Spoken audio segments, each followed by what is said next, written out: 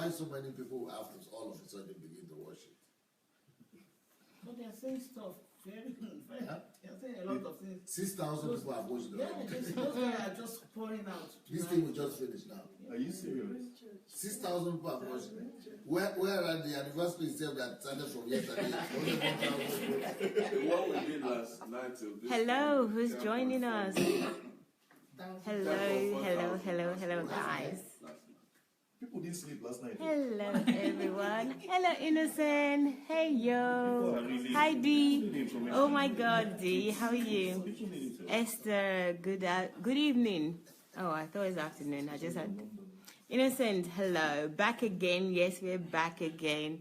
Shegun, good evening. Hello, Favor. Yes, we are back again. Hello, Laddie. How are you? Good evening, everyone. Thank you for joining us again. We're back again. We are relentless today. So we're back. Pastor Sunday's lifestyle. It's actually 12:40 here. DSA has the energy that is now transmitted to everyone here. So we're up again and ready to go. And so you guys, have been living these lifestyles for how many months now? For 4 months. 4 months. Yeah. And you are surviving. Yes. So guys, you know what to do. Share. You know, people make fun of me when I say share. So share, guys. Please do, so that more people can join us. The more, the merrier. Hello, Esther. How are you? I hope you got home safely. Yes, I know you did, actually. I'm just saying that because that's what people say. Obviously. What are you talking about? Esther Kuganja. She's home already? Yes, because obviously she's showing she's there. So what am I even saying? I hope she goes safely. Yes. Hello, Kai. How are you? Thank you for joining us. Thank you, everyone. Ojo, good evening. Ike, good evening. Good evening, Deborah. Good evening. Good evening, everyone. Please share. Share. For those of you that like hearing that, share. And don't just share. Please invite your friends as well. So you can share, then invite your friends individually, as many as possible. Okay? So let's get started. Right. Today, this evening, we're going to share our impression of DSA Golden Jubilee celebrations, which went on from the 26th to the 28th of May. We just finished yesterday, but actually we had another mini celebration today, which was good because it was a different dimension from the past 3 days, with young men coming to honor Dr. Sunday from the English Church, which was really interesting. Concentration of black men that is honoring another. That was very good for me to see. So I know the video is already on Facebook. It's still on Facebook because we did it live. So check it out. Not yet, though. Check it out after watching this if you can't sleep. But if you can, then check it out at your own pace later. Okay? So, Paul, hello, good evening. How are you? Good evening, everyone. Yes, Dee, I can see you laughing with share. Yes, share, Dee. Okay, Olatunde, good evening. So active now. I don't think there is deliverance coming. Let me just show you around. Say hello. So guys, say hello so that everyone knows you're awake. Hello. Okay, hello. Okay. Right. I'm starting first. Right. My impression. Okay, I'm going to be the first one. Okay, my impression of the Golden Jubilee celebration. Actually, I'm starting right from the conception of the celebration, which really... you want to give them the inside story? Yes, I do. The behind the scenes. I feel like I should, guys. I think I really need to look after you guys and give you all the information, all the lowdown of everything that happened. But I'm going to say from the dimension which I was amazed myself, right? And I was amazed for many reasons, but maybe I can put it in a nutshell. And the nutshell starts from the conception, which is when we sat down. Dr. Sunday was saying, I'm going to be 50 at this set time. And I just came from England then, and he said, oh, just look into what celebration, Golden Jubilee is like. Come with information of how to celebrate Golden Jubilee. And he gave the same assignment to other people, so from other parts of the world. And we all came together with our information. I sat down with DSA and the team and just said, this is what we expect. This is what a Golden Jubilee looks like.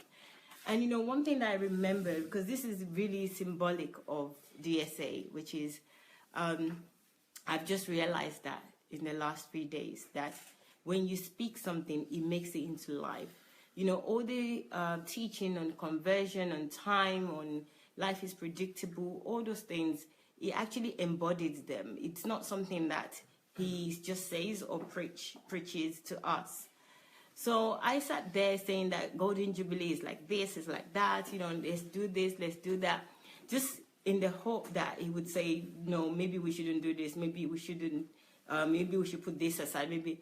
He sat there and he was like, okay, all right, so you think we should do this? Okay, you know, and I sat there with the team and other people had suggestions as well. But, you know, the amazement for me is that everything that we discussed came to life.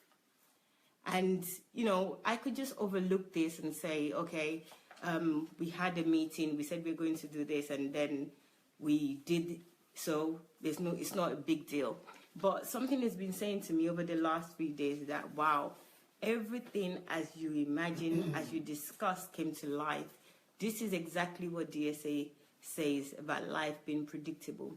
This is exactly what it says about everything being an idea before. That it was, I remember one of his teaching that he was saying, nothing is tangible. We turn it into tangible products. And in this celebration, he actually demonstrated that to me. Because I didn't think that, you know, everything that we'll put forward would be accepted. You know, I'm a project manager. I go with big bang. To the directors, and in the hope that they will cut, in the knowledge, not hope, but in the knowledge that they will cut some things and say, right, we're not going to do this. But everything that we discussed, in one form or the other, everything came to life.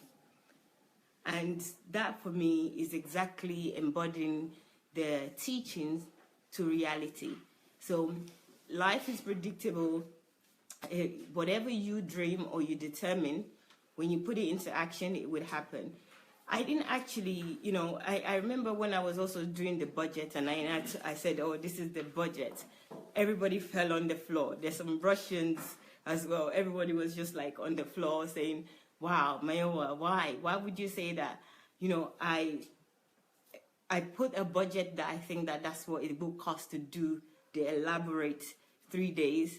And he said, okay, how much do you think? He said, okay. There was no objection. It was just, okay, fine. And we did everything. So for me, that's like what people don't see or people don't know, that if you determine anything or you speak it, it would come to life with the action, with your belief. From day one, he gave me confidence. I don't know if it was his intention. He doesn't need to give me confidence, but just by, he didn't send me on a wild goose chase. That's what you know, maybe I can put that in a nutshell for others to understand.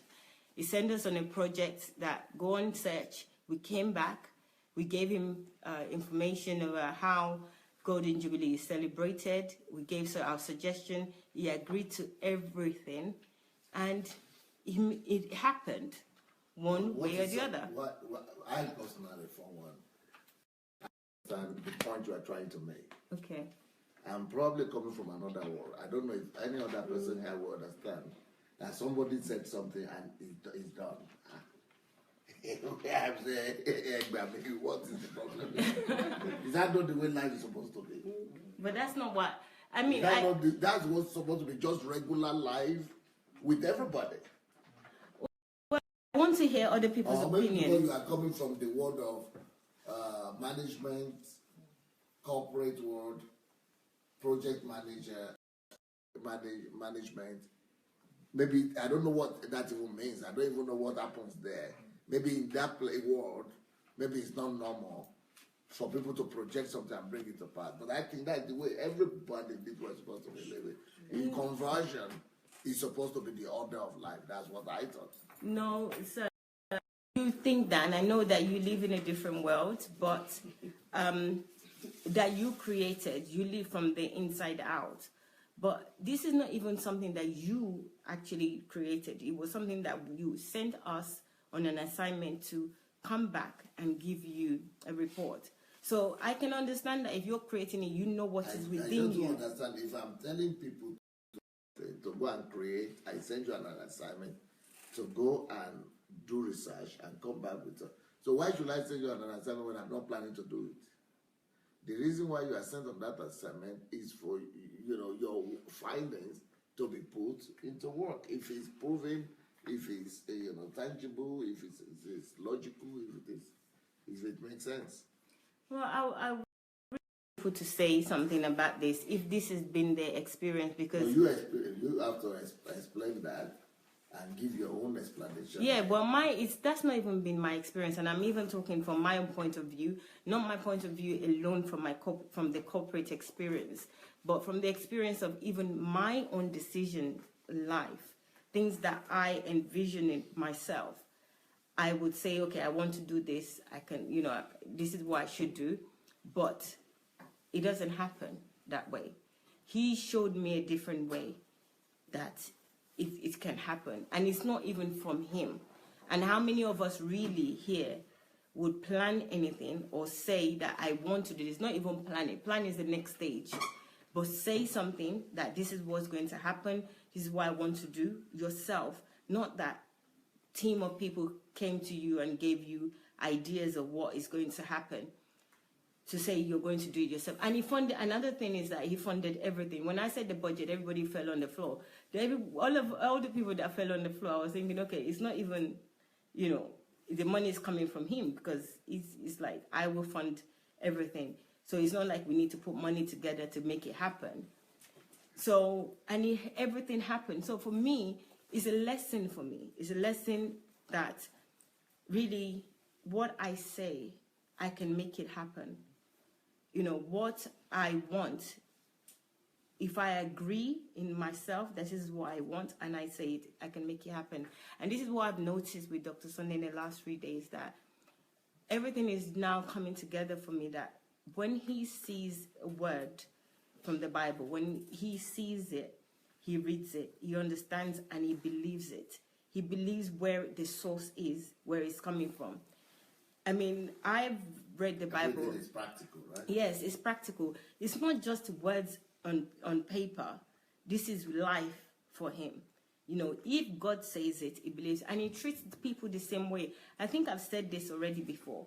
If you come to him and you say this, what your word is life. That is life. That is, there's nothing else. There's no other consideration other than you said what you said, and that's the truth. He's not considering anything else. He believes your word, that this is your word. Even if you don't do it, then it's like, okay, you didn't do it.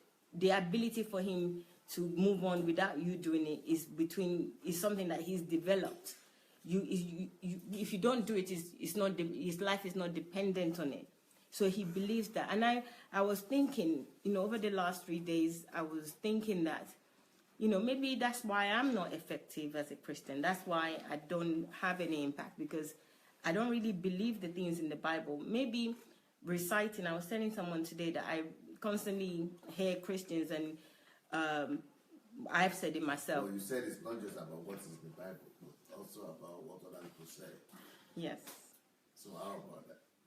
How much do you believe in that?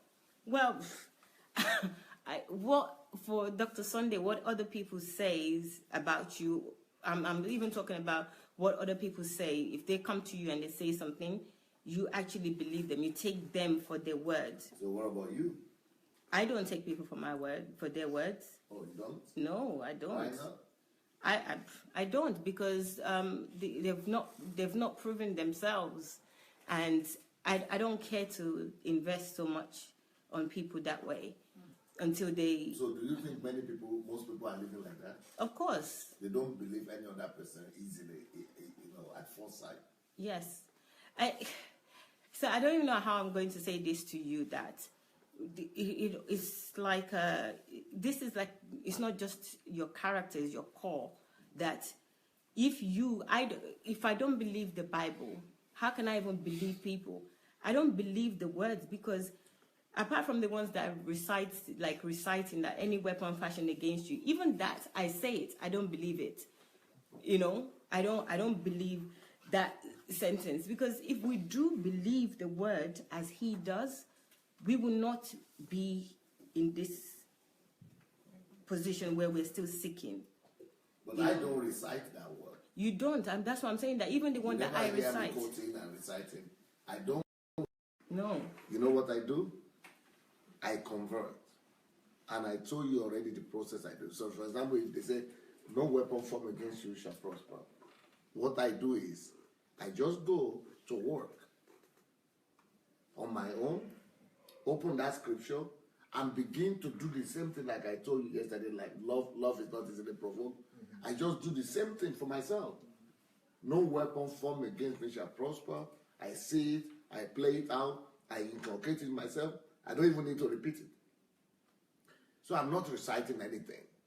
I'm not doing all those things people do. Christians do, repeat it and confirmation or affirmation or confession. I'm not doing any confession, because I've done something better than that, which is I have converted and turned the word to flesh in me. So I just walk in it, in the faith, in the belief, automatically, without necessarily doing any gimmicks. Yeah, gymnastics. So for me, that caused me, now that experience of from conception to delivery, that caused me to believe in a different way. This is practical God, and me being God, somebody that can create. If I say something, then my expectation now is that thing must happen, because I've seen it, and if somebody else says something as well, this is what we do. Even if somebody else says something, you second guess them that they're not going to do it, or maybe they will or they won't. He is always definitive, like on all approach. Everything has to be definite. It's not maybe, maybe not. It's definite. And even if it doesn't happen, okay, it's definite. I'm going to walk away, or I'm going to just release that thing. It's not dwelling on it. It's not thinking, okay, why not? Okay, it didn't happen. Okay, fine. But it takes it literally. I haven't read the Bible for a while. Maybe because I have an electronic Bible. I'm thinking maybe I'll have a different relationship with Bible by reading the words, and maybe I would understand it the way that he does, where he takes it literally. Like, if this word is this. And he's done that since he was 17. Since his sister showed him the scripture, 19. Is it 17 or 19? Exactly. Yeah, but I didn't do that since that time. I did it the first time that time. Mm-hmm. 19 is when the real system started. Okay. How many times have my mom showed me or even read something to me in the Bible, and I said, oh, okay, it feels good for a second. As soon as I turn around, it's like, what's she even talking about? I don't even believe it. I don't register it. So I see that this sets him apart from many people. So Friday for me was the first day where Friday evening, following the prayer session, was the first time I thought, okay, when you reaffirm your covenant with God, when you spoke about your covenant with God, the first one that you had and the one that you're having today. That was Thursday. It was on Friday, so. Thursday night. Before the whole, that was when the first group of people came. we prayed in the evening before Friday. Okay. Yeah. Okay. Thursday night. Okay. So that was the first. I'm not sure. So that was the first one where I thought, okay, now I'm getting something. I'm understanding something. And then on Friday during the celebration where people are coming, different people giving you gifts. Then when the guy gave you the loaf of bread, 5 loaves of bread and the fish, I was thinking, and prior to that, on the Thursday, we'd spoken about... Why me? You are talking as if you are talking to me, but you are talking to... Yes, everybody. okay. So prior to that, on Thursday, we did the question time. You already had a loaf of bread, right? Yes, loaf of bread. So the loaf of bread, again, he remembered the conversation. Dr. Sunday remembered the conversation we had during the question time about Nigerian Transformation Project and the financial needs and how he's going to meet those needs. The person that was asking the question was saying that a lot of people or a lot of disappointments has happened in the past, and how can he guarantee or show the funds for the project? And he gave a very good explanation, which is not to worry about the funding, but even if he did tell us what is how is that going to make a difference. Well, he gave a really good account. I think you should watch that as well. That is not on YouTube yet, but it would be this week.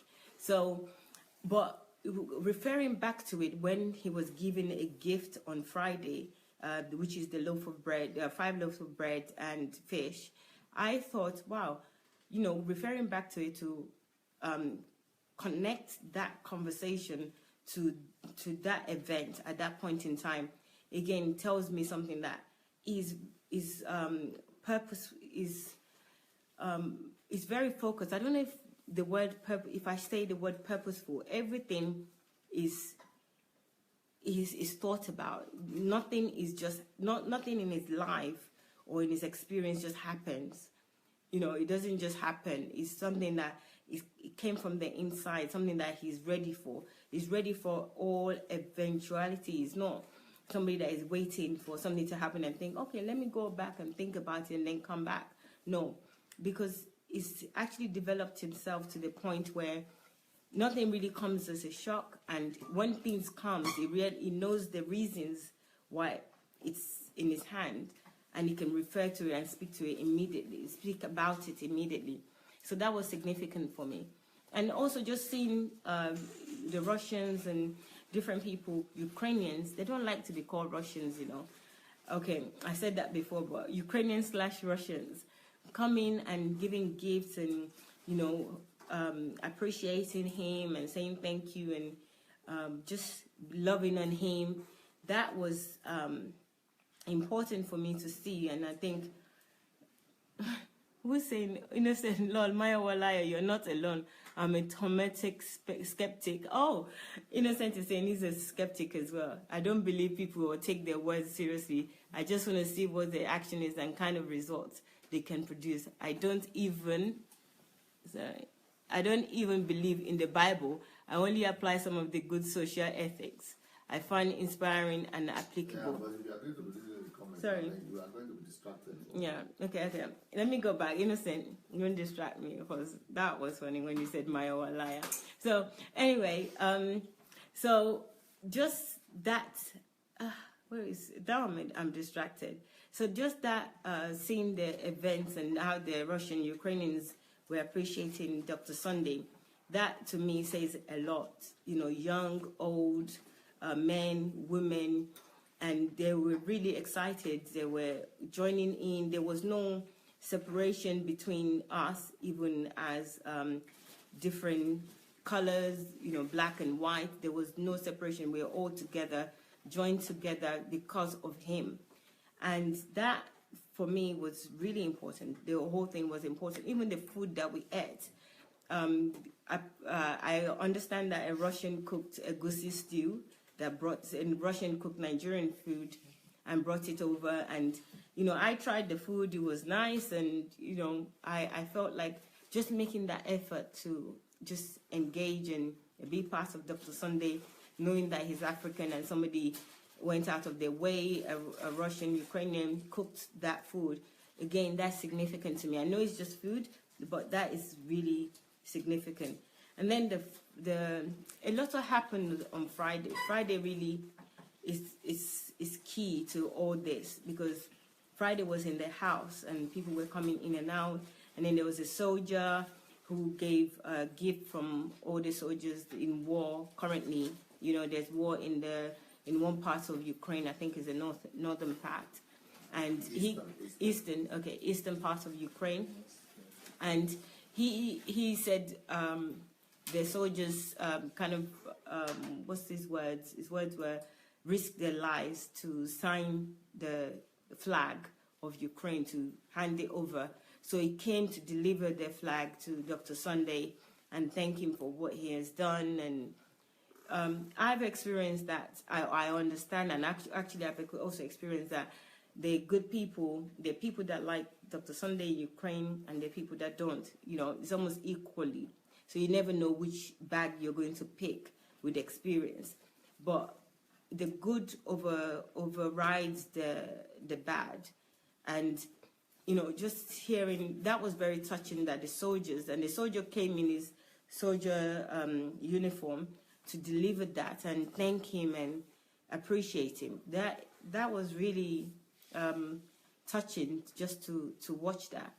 So, and the video, we watched the video of message from Pastor Bosse and the children, and the message that they recorded, even though they were here, but it was nice to see that it was a recorded message where we sat down to listen. And what Pastor Bosse was saying about Dr. Sunday, wow, it was just, she remembered when they first met, when she met him, and all the things that she said. It was just like, for her, the way she was talking, it was just like it was yesterday. She, her account and how she referenced Dr. Sunday, you can see that, you know, this is like genuine. It's not even genuine. It's not about love. It was just genuine respect for a husband, for the person that he is, for how he's evolved over time. And, you know, somebody that is really proud to speak of her husband. So that was good. And then Pearl's congratulatory message was also important for me, and I think she repeated the words that I remember is that, you know, her dad saying that he wasn't perfect. When he goes to heaven, what he would like to say to God is that, I'm sorry, I wasn't perfect. I didn't deliver I was not perfect. I wish I could be even more perfect for you. And Pearl was like to her that he was perfect. He was everything. How can he think that he's not perfect? So hearing that from a daughter to a father, that again, I think that is really significant. I know a lot of people say they like their dad, or, you know, some do, some don't. But to a young lady to say their father is perfect, you know, and she's a wise girl. She's not a girl that just says whatever, and, oh, I love my daddy or whatever. She gave reasons. She gave the points why her dad is perfect, and that was a big deal for me. So those two resonate in my head until the Sunday when the others were giving their testimony as well. Also, although they gave their testimony in the video as well, but Pastor Bosse and Pearl resonated in my head. And just the whole day, just being together, just having everyone together on Friday was really good for me. That, you know, day one, this is how it is. Then day two, I just felt like, you know, the best is yet to come each day, and each day surpass the day before. So on the Saturday that I have been to the Admiral Center before when Dr. Sunday showed us, so I've had that privilege to see what it looks like and everything. But going back on Saturday to see the place and see the decoration, the settings, how everything is been set up. There were islands I think they were 19. I'm saying that then 22. Okay, so I'm saying that I was saying 19 because maybe 19 was the last table that I saw number, but 22. I even thought there were more because they were on islands and people had their table. I remember when I went and I was saying to Dr. Sunday that maybe we should have it in another area like the play area. I just said it like, okay, because this is like really massive and there's a lake in the middle of it, that should we have it there? And he said, oh, this is the children play area. And I thought, okay, I just want him to do the things that he wanted, but to see it and again see it live, that if you can dream something, that says something to me again. And this is also related again to his teaching for me, that he can see it. The things that you can't see, you can see it. Because when we went to the Admiral, I was thinking about the resorts and all the things that is available there that you can do just for me to go there and to go there as a spa day. But to actually see that he saw the vision of how it's going to look, I didn't even see that vision. I saw the place. I went there. They showed us the place, but I didn't see that vision. I don't know if he saw a picture. They showed him a picture of how it's going to look. I don't think so, but to see that exactly, this is another thing where I'm thinking whatever you believe, whatever you think that is possible, and it's possible, and you take the actions to make it happen, it would happen. So that's another preaching coming to reality for me, because it was exactly, or even more than he had explained that the day that we went a few weeks ago, where he said this is how it's going to be, and it was exactly like that. And okay, that's just the scenery, and the scenery was beautiful. But the other thing is the experience there. Dr. Sunday dancing to each table to congratulate guests on each table. It's a 360. It's like a huge circle. If you've seen any of the videos, so going on each table and greeting people and thanking them. Somebody said it was like a wedding, because maybe weddings in a hall, they go around to some tables and thank people, when the bride and groom comes in or after a while. And it was exactly like that. But it wasn't just like a wedding. I wasn't even thinking of a wedding. I was just thinking of the fact that it's his birthday, and I think that it was actually celebrating people. It was taking the opportunity to say thank you to everybody and appreciate everybody individually. So we came to celebrate him, but it seems like he was actually celebrating us by getting up, going around, dancing with Basse, going around and dancing. It was just such a joyous thing and a lot of effort to go around the whole 360-degree round greeting people. That was really good. And he didn't just dance and just greet them. He would take pictures, talk to some of them. That was a big deal. That was a big deal.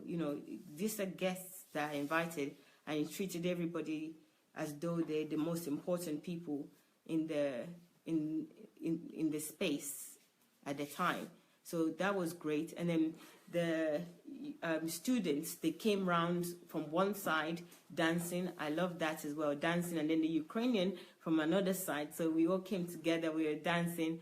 That was just great moments. There's several great moments in there on Saturday. Really, really good. I'm conscious of time, and I know it's late, so other people need to speak. So on Sunday, so I'm jumping to Sunday, but Saturday was fantastic. I love Saturday.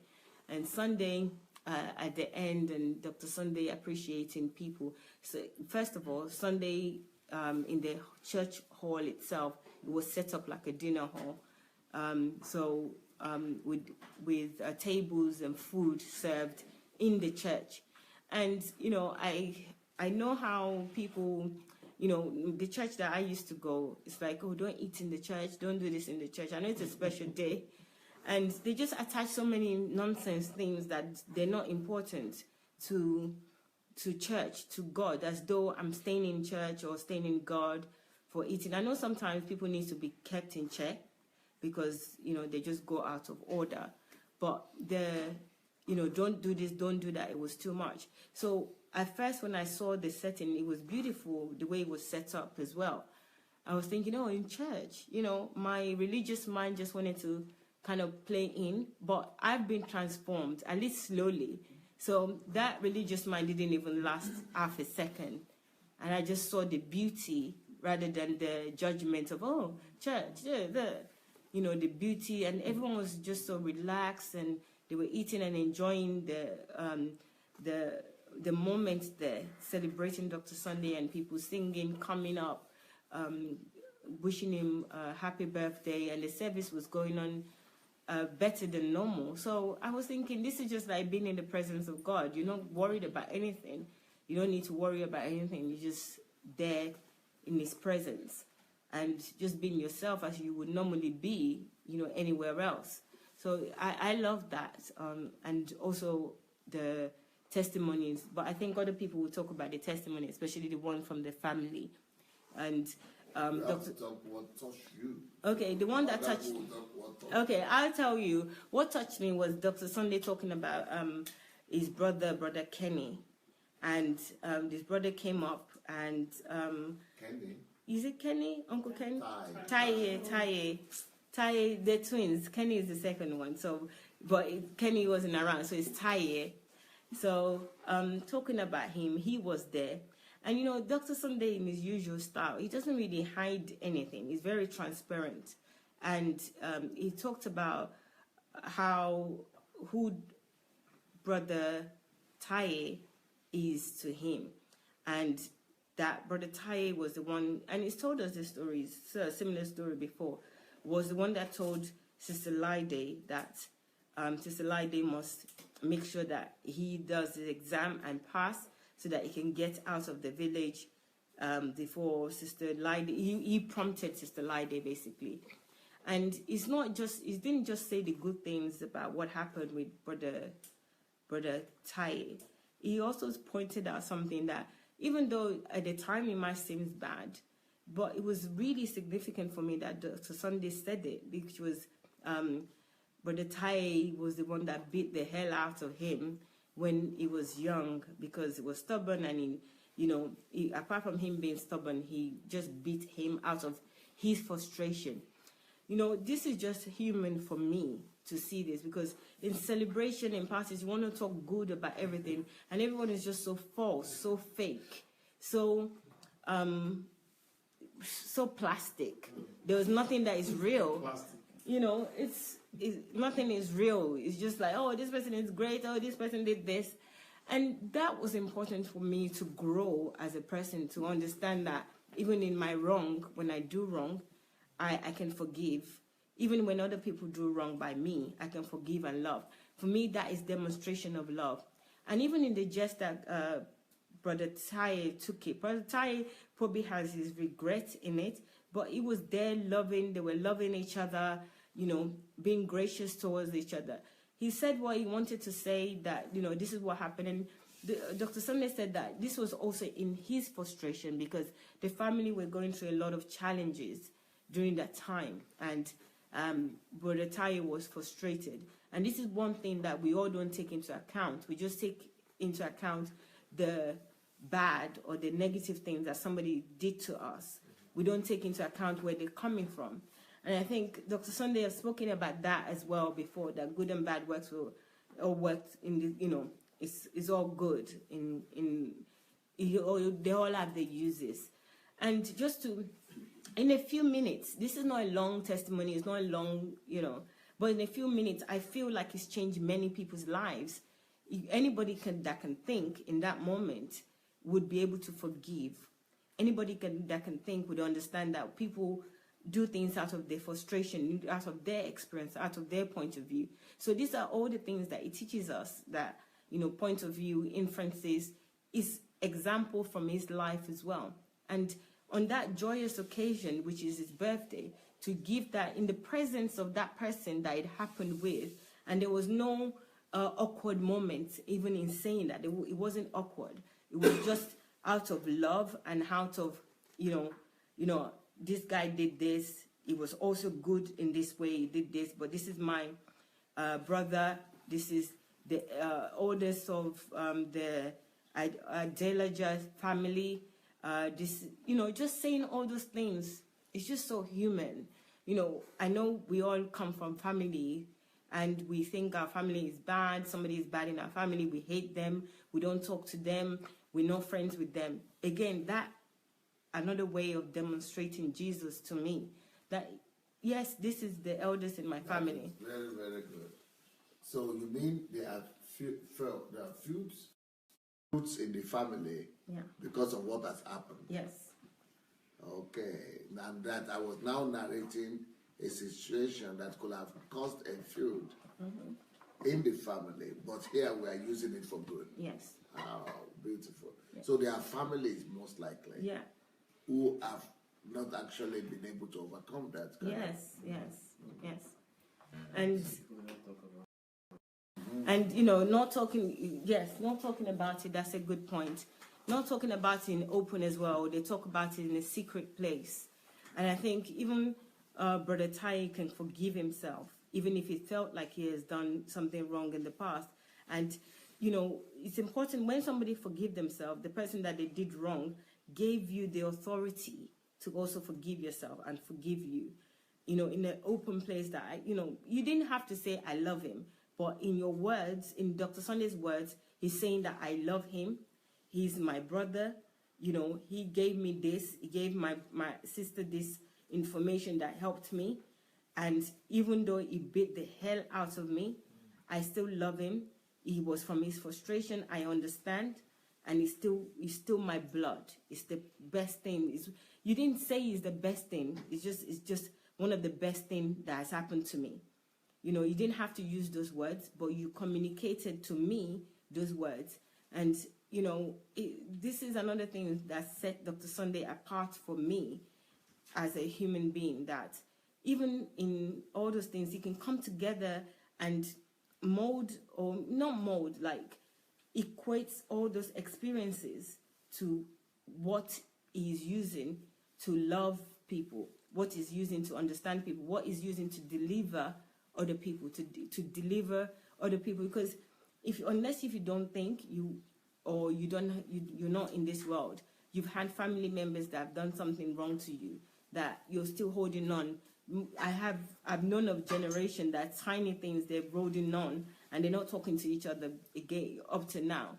I know of family members saying, somebody did this to my great grandmother from this town. And all those people that did those things, they're dead like maybe 30 years ago. And their family members are still carrying those grudges. And here we are explaining one side of one person and another side of the same person, and just saying that it is all love. It is just experience. It is out of frustration. It is out of this. It is out almost giving. It's not excuses. You're not giving. He wasn't giving excuses. It was just giving understanding, giving knowledge, giving wisdom, giving impactation. So whoever that is experiencing that, or has experienced that with their brothers or their sister or their mothers or anybody, if you can't really truly forgive and understand, then, and you're there on Sunday, then I don't know. I'm not your judge. But again, that was another healing moment for me. I'm used to he's a loving father, he's a loving husband, he's a loving that, they say, even though that was said in a different way, but I have never experienced that particular scenario, that particular moment during a birthday, the celebrant coming out and saying this, and not in a grudgy way that, oh, look at me now, I'm just, I'm great now you're celebrating me. It wasn't like that. It was just out of love. So I really appreciated that moment that I was there, and I that moment will probably resonate for the rest of my life in me. And even if somebody have done something to me, I didn't, in my family or even friends, that moment was a moment for me to just bury everything, not bury it, understand it, and understand their frustration, and understand with the love of God that everything is all good, everything works together for good, and be grateful and even appreciate that person. He appreciated him. We all clap for Brother Tai, and I think even when Brother Tai, from that moment on, I begin to actually love that Brother Tai more. I respect him more, and just look at him in a different way, just because that information came out in the open. I've heard that information before on live broadcast, but not in that same way.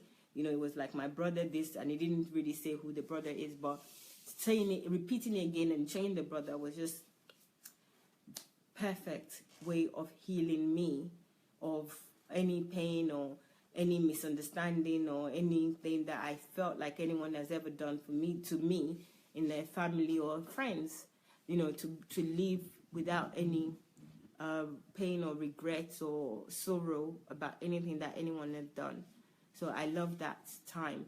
And then in the evening when he had the presentation with the Russian, where he was giving them gifts, I understand, I not even understand, I have seen Dr. Sunday and the way he treats people and the way he loves people and the way he respects people and humbles himself. I don't really like to use the word humble because humble is used in a really wrong context a lot. So I'll just use the word love, respect, showed that they're very important. Each person is important.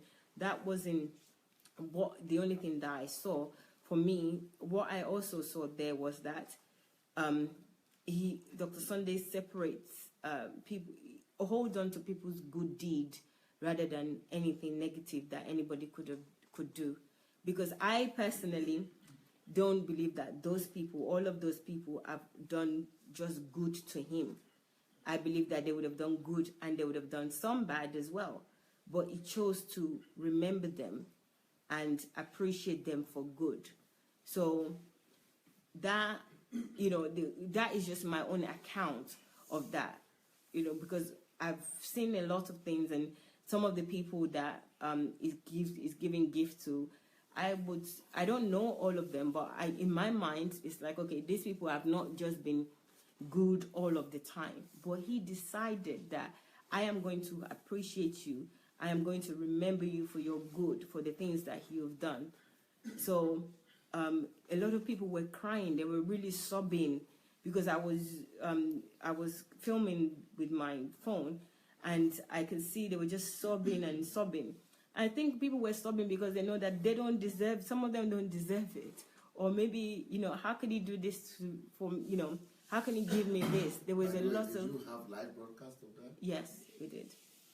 And it's not on YouTube yet, right? It's not on YouTube, but it's on Facebook. Well, you're working on all those things. Yes. Yeah. So that again, that was another extension of, who he is, as in his focus is on good, is on love, is on what is inside of him. It's not just on what is what seems good what seems good to other people. It is what is inside of him is much, much greater. I think this is when people say, they always recite, he that's in me is greater than blah, blah, blah, blah. It's like, it doesn't mean anything. This means something, because what is in him, that is love, is caring, is affection to show to those people, came out. That is the greatness, because he demonstrated that greatness even in people that probably, maybe in my own eyes, is for his own eyes because he's the one giving the gift, but maybe they don't really 100%, because they were sobbing. I feel like this sobbing is not just like, you're sobbing like, wow, I don't really deserve this. I haven't been 100%. Are you traveling tomorrow? I haven't been 100%. So I could just see another way of loving people and not judging people from the one bad thing that they did, but choosing to love people for the one good thing, even if they did 100 different things and only one of those things is good, that I should still love and appreciate them for the good things and not even pay any mind to any negative things that people do, but just on the good things. And a lot of them give their own testimonies, how Dr. Sunday met them and how they are now.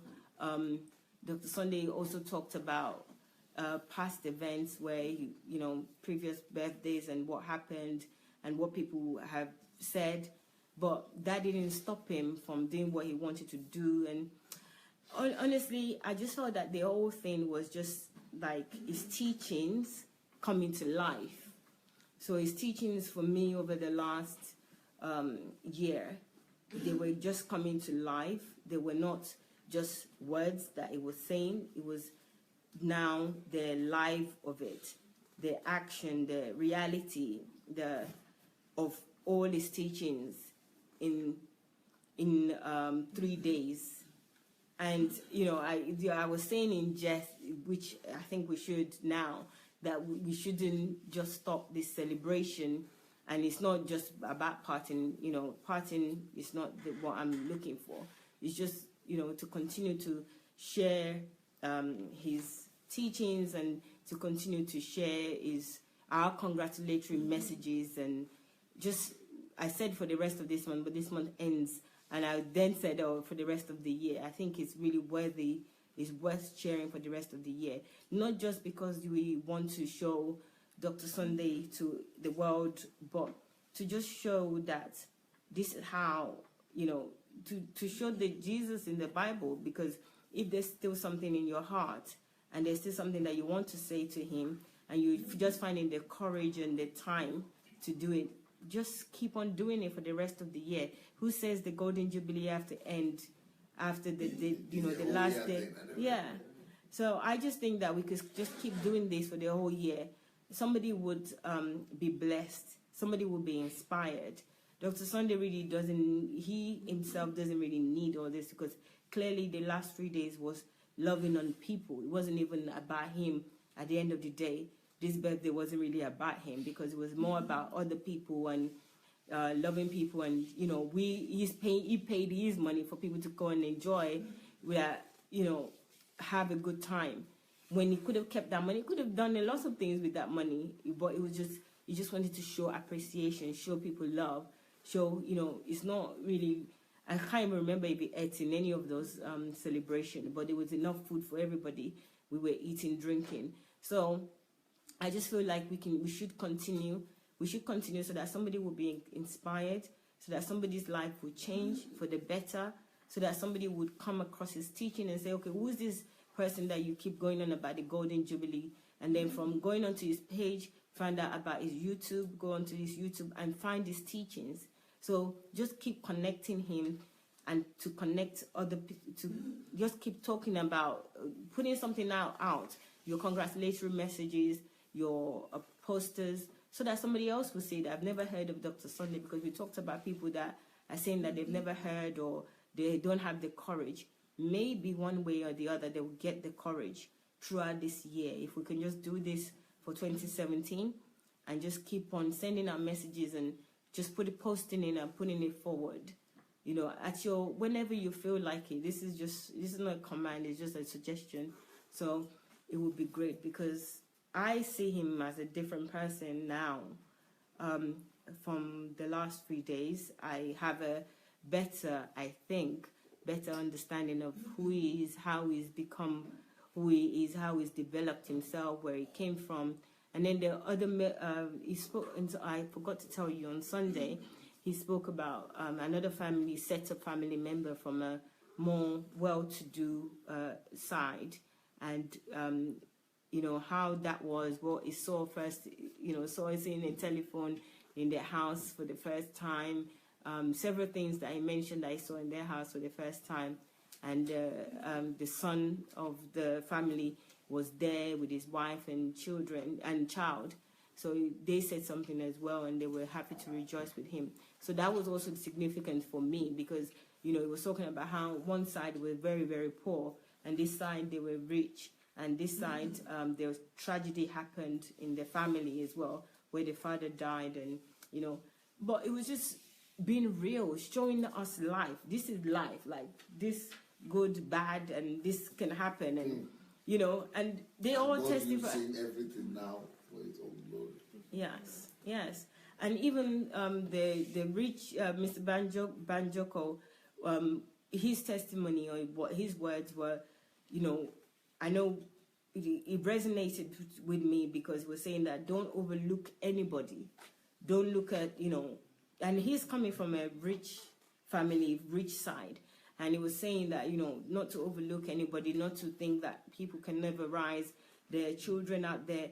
That moment for me as well is something that we all need to kind of take hold of. Don't just listen that he said that, but actually make that into reality, not to overlook any child, not to look down on people and think that they can never amount to anything, or, where they're coming from, what's their background. So there's a lot of lessons in the whole celebration, lot of lessons, lots of depth, lots of inspiration, lots of miracles. It was all like miracles from start to finish. I don't really know what type of miracle I could even ask God for, because everything was there. It was a mixture of everything, love, tragedy. It was just too much, wisdom, power, everything was there. Faked. No, nothing fake. Real life Yeah. situation. So it's just like it was just a totally Unprecedented. Yeah, unprecedented. That's it. Yeah. Oh, I didn't know. Unprecedented moment. 3 days, and I think that over the next maybe few weeks, I will still remember something that I haven't told you at this point right now, but that would, and I know several things already that I've given account of that have changed my life forever. So my lessons were, first of all, is that good and bad, which was part of his teaching in Question Time, they all work together for good. They work together for God. But in Dr. Sunday's life, my main lesson was that literally the word, taking the word of God, making it life, putting it into action, working on them, whatever area that he says, it comes to reality. It's not just words. It's not just a Bible that I grew up with. It's not just something that, is just written for written sake. No. So taking that, that alone, I think that would change my life on its own. Just that, knowing that somebody takes words and makes it into life. And thinking back, I should have known better, because in his teaching, he's taught us that when that we are creators ourselves, we're co-creators, we are God's creation as co-creator, and we're God in flesh. And the thing about words that I understand from him now really goes back to the beginning. God used words to create this earth. It's like, let there be light, there was light. So he's actually doing that with everything. Let there be this type of celebration, and this is exactly what we receive. Let there be this, I am the greatest, and that's exactly what it is. I am going to be the best in this, that's exactly what it is. So those words are life itself. So it's like when you speak it, it's life. Everything is life. And I now believe that when I speak something, it has to be life. It's not even just, anything. So I really feel privileged to be part of this celebration and just being alive in this moment, this time. I really feel like this is like history that we're making here now. That Dr. Sunday talked about the greats that made that influenced him, or that he studies. And I feel like this time I'm sitting with greats. And hopefully, if I develop myself as well, I will be a great in the future, and I would be a blessing to my generation, which is something that I don't even care for my generation to care to be a blessing to them before. But now I know the difference. I'm like the case of getting insurance to protect your children when you're dead. It's like, I don't even care. Everybody look after themselves. That was my thinking before. But my thinking now is just totally different. Just seeing how I'm not waiting any longer to die. I'm not waiting for heaven and getting my ticket to go to heaven and just sitting around waiting for the plane to come and pick me up and die, and go. I'm no longer doing that anymore. And that this last 3 days is just something that inspired me. The last few months have been inspiring me, but the last 3 days have really opened my eyes even further. It's not about party. It's not really about, just the party that you see outside. It's significant. It's purposeful. It's about inspiration. It's about love. It's about human. It's about kingdom. It's about God. It's about demonstrating love, God, Jesus in this world. And that's everything that he did right from the conception, like I said, to delivery, to the execution. So it was, for me, the part that you didn't see when somebody is conceiving, to the pregnancy of running around, to the delivery of having the baby. So, and now the baby is born, we've had the 3 days. We need to nurture the baby to develop, to grow. And that's why I'm asking for the extension to the year, that we can't just stop here, we just need to carry it forward and continue, because in Dr. Sunday's scale of gratitude, it's not about just saying thank you, it's about replicating. And if we can't replicate, because we haven't had 30 years of this, we don't need 30 years, because it's delivering it to us straight away. But we have this moment to share his teachings, to give a congratulatory message so that other people will be inspired, just like I was inspired, just hearing other people. So let's just continue and just continue in this Golden Jubilee, hashtag Golden Jubilee, DSA Golden Jubilee, at least to the end of the year. Okay? So that's me for the 3 days. Thank you. Now, it's clear that Bayowa has been around because she's not controlled, she's not intimidated, she's not feeling compelled to stop or to round up or to shorten it, or what will people say, or but she's really having the liberty and the freedom to release everything she's learned and what is in her heart. Normally what I encounter is people are always controlled, even when nobody is controlling them.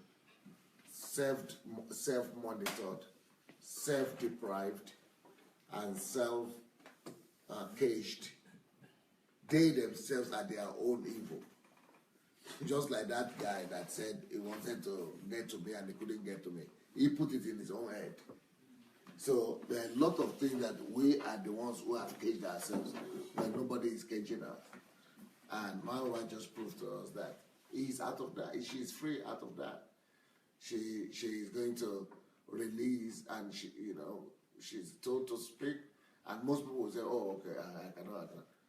And then sometimes it might even be worth it for just one person to speak, for us to be able to get at least the full detail of, the whole picture from one person. Well, I don't think it will make any sense for anybody to add anything now, because we've had a great run with that illustration. I think it's pretty comprehensive. Actually, it's more comprehensive than every other one we've listened to or put together. So unless anybody really feels like saying something, yes, please, go ahead.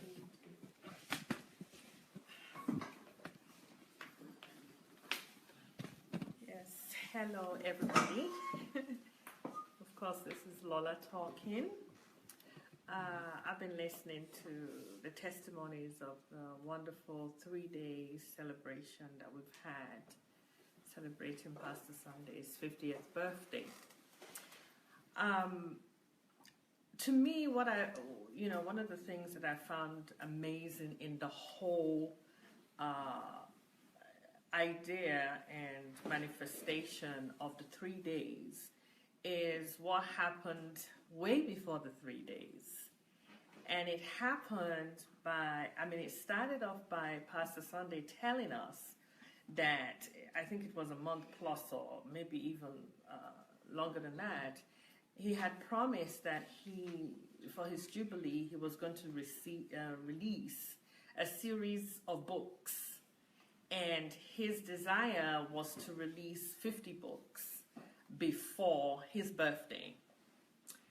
And that was quite something, because to me, that's where the birthday celebration started, as far as I was concerned. And to me, that's where the giving of gifts started for me, as I look at the whole picture. Because he had decided that how could he make this Golden Jubilee so significant to us? Again, he's not thinking about himself. He decided to pull out of himself and out of his content. When I say out of himself, I'm talking about his content. And put them in books, put them in manifestations whereby we would be holding what God has invested in him. It will be turned over to us in tools. It will empower us. It would give us direction, strategies, and many principles in certain areas that human beings need answers and solutions for. And so to me, the celebration had started. I was like, wow.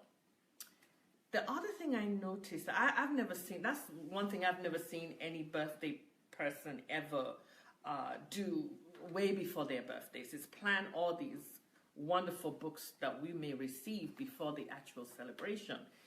I don't know if you noticed that when those books were being released, the topics were mind-blowing. I mean, every single one of those books, we want to read them all, because we know that when we read it, we know the impact that it will have in our lives, and it also teaches how to impact other people's lives.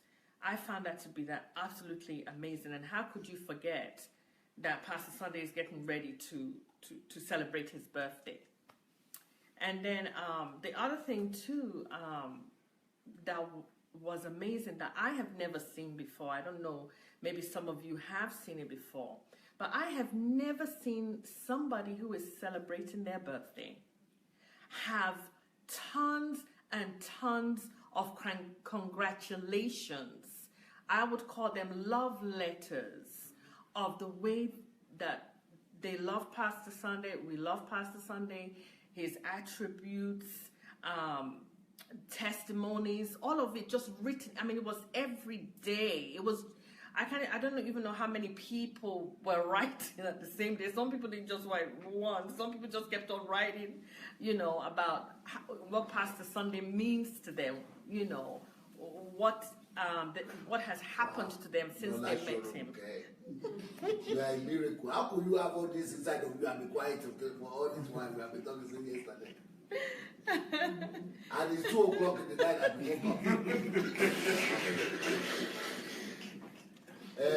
you are waking everybody up. Everybody else was sleeping before.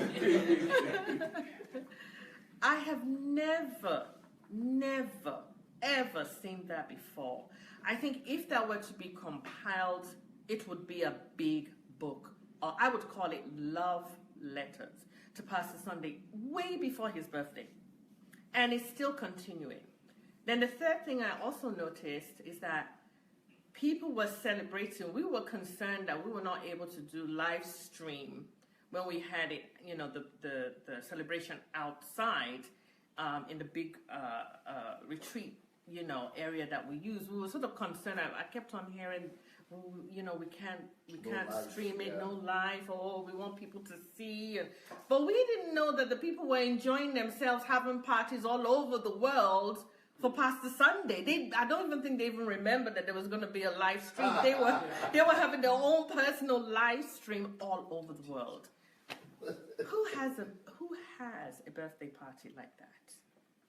And then I would tell you, another thing that I noticed was that the celebration was so kingdom oriented. It even got to a point where we started saying, this feels like the Garden of Eden. This feels natural. It feels like this is what we're supposed to be doing as children of God. loving each other, appreciating each other. There was not a spirit of jealousy. You know, we didn't even focus. To me, I didn't see any of us focusing on you look better than me or anything like that. We appreciated ourselves as beautiful as all of us looked. But we were waiting for Pastor Sunday and his family to come on the red carpet. We were not irritated. We were not anxious. We were not worried as time was going on. We were just waiting because we wanted to celebrate this wonderful gift that God has given the body of Christ. Every event was a testimony of God. Every event. Every time there was just testimony of what has happened to people since they've come in contact with Pastor Sunday. And I don't have to say it was hour by hour or if it was minutes by minutes, but it was just testimony on top of testimony.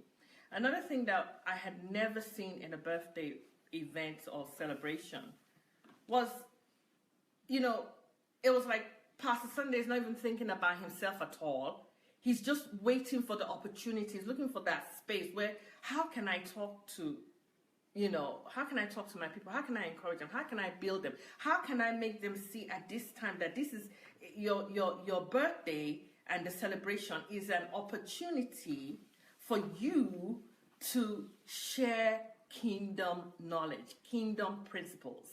From the beginning of this whole process of the birthday celebration, from the time he made a decision that he was going to release these books, what Pastor Sunday was doing to us was that he was trying to let us see that this is the kingdom way to celebrate one's life, by not just your own life, but other people's life. There's no way Pastor Sunday can do his birthday without involving all of our life's testimonies. He wasn't doing a birthday by himself. He wasn't doing a birthday by his own personal testimony. He was doing a birthday party with all of us testifying. People were testifying in writing. They were testifying in being present at the celebrations. I mean, we had dances. We had the band. We had this young band that played when Pastor Sunday and his wife and family came out of the limousine. They played so beautifully, so skillfully, so, you know, artistically. You know, I even interviewed the ladies. They saw me, we talked together, the girls. They were telling me 6 years old, they had started this group and so on and so forth. So this celebration, to me, I have never seen anything like this. I mean, to me, it was a kingdom. It was planned in heaven, delivered. You were talking about it all happening, right? It's the same shared kingdom, huh? Yes, because it was planned in heaven, it was completely received, and it was completely manifested. That's what happened. That's why everything fell into place. Because it's a kingdom thing that happened at this event. And I truly love what Maiwa said. And there's something about it because, see, God has started something. And even Pastor Sunday has taught us that, okay, yeah, great, you've accomplished this, but don't go down. Yeah. It's to go up. Momentum. It's to keep the momentum going. So I really agree with Maiwa that this place that God has brought us through this celebration is for us to build on it. This Golden Jubilee, even if it's just this year, to build on this kingdom gift that God has delivered through this event, to build on it. And I believe that we're going to have the ideas of what the next thing is, but definitely we need to build on this wonderful events that have happened.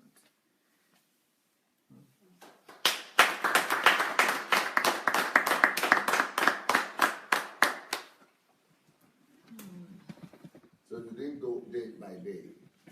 You know why? Because people went day by day. And, I mean, I wanted exhaustion, for people to be exhausted of what to say, to really just don't even have any more, because everybody said everything, right? and then you summarize the 3 days. But I was always looking at the very beginning at the decision that I am going to print out 50 books starting from a few days before the month of May, and just have these things for us. That was the beginning to me. So it also ended the same way when he started giving gifts to the people he appreciated, over the years, the 50 selected people. So it really started with that, and it ended with that. So he was always giving, and I think that Pastor Sunday is like, he offers to God a delight of fruitfulness, which is us that he is invested in, which is those people that he appreciated. He offers that to God. And so it's like, it's the way to give thanks to God, to say, this celebration, what you've invested, I want to just really go deep down, dig it out, and I want to give it out. I want to give it out so other people can grow, so other people can know you, so other people can be in the right place with the kingdom knowledge that I am going to give them. So it's so powerful. So I just wanted everybody to just say everything that they saw in the day, because my mind was at the whole beginning that I felt it really started way ahead of time. Now, another question I have for you is this. You are emphasizing to a large extent the unusual things or the unprecedented things that this body presented to you, to the world, to the body of Christ. And you are always concluding by saying, I've never seen this before. I don't know, I've never seen this before. I've never seen this before. I've never seen this before. But that's not the kind of conclusion that I would have liked to have or to hear. That conclusion is called excitement or bewilderment at best. But the kind of conclusion that I would have liked will be principles, values, principles, values, decisions. So if you don't mind to go through the whole point again and come forth with some workable, livable, practicable, futuristic approach in terms of principles, decisions, values that could benefit not just you, but each and everybody listening to you, moving forward, the body of Christ as well. Oh, that's too complicated. Oh, well, even if it is, I'll try. Well, like I said, the whole preparation, I think one of the principles is being purposeful at what you do. It could be events like a birthday party, but actually in anything that you do things on purpose. You have to link that to what concretely? Are you talking about books? Yeah, I'm talking about how you were purposeful in saying that I'm going to release 50 books by my birthday. So if I'm having an event, it doesn't necessarily have to be a birthday event. It might be a meeting, and I say, and what I'm learning is that to have at the back of my mind what is, I don't want to use the word goal, but what is the reason? What is it that I want people to receive actually from this event? Now you are talking. Now you are talking. Because when you leave it out there like a white goose, for people, just express what you, and I want Anastasia to hear this, because She often does that too. She expresses to you what has happened and what she says and what she has witnessed. Then she comes to her own decision. This is what I want to do. But you go higher when you go beyond just the experience, just the excitement, and the bewilderment. Or you even go higher when you go beyond your own personal decision. But when you go to now present it as a workable principle for everybody, and then you go ahead to coin out value systems that could be lived out by everybody as well. Then decisions that everybody could look at and yeah, I got it. I know what to do, how to live my life now. Not just birthday parties, everything, just like you said. Beautiful. So you go through, you do a run down. So I'm going to write a book. That is what? That is a decision. That is what? That's purposefulness. That is what? That is adding value to the world. That is what? That is kingdom. That is what? That is blessing others. That is what? That is people focus. That is what? That is so much. But people don't even see that much. They only hear what I said. I'm going to have 50 books. Wow, that's good. 50 books, yeah. Oh, 50 books. Oh, 50 books. Ooh, wow. Ooh. But all those principles that I just narrated, all those value systems that I just put down 6 right now. Just in a matter of a minute. So also with every one of those events that you had mentioned over the celebration, season.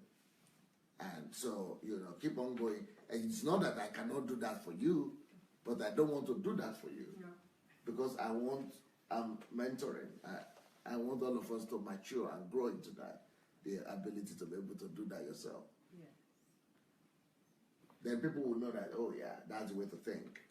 Creatively, constructively, analytically. Yeah, and also another thing is that happened in the celebration too was a lot of the relationships. Maya mentioned that the gifts that he gave to the 50 people is not saying that those people are perfect. Maybe, imperfect here, there, some incidents here, there, whatever.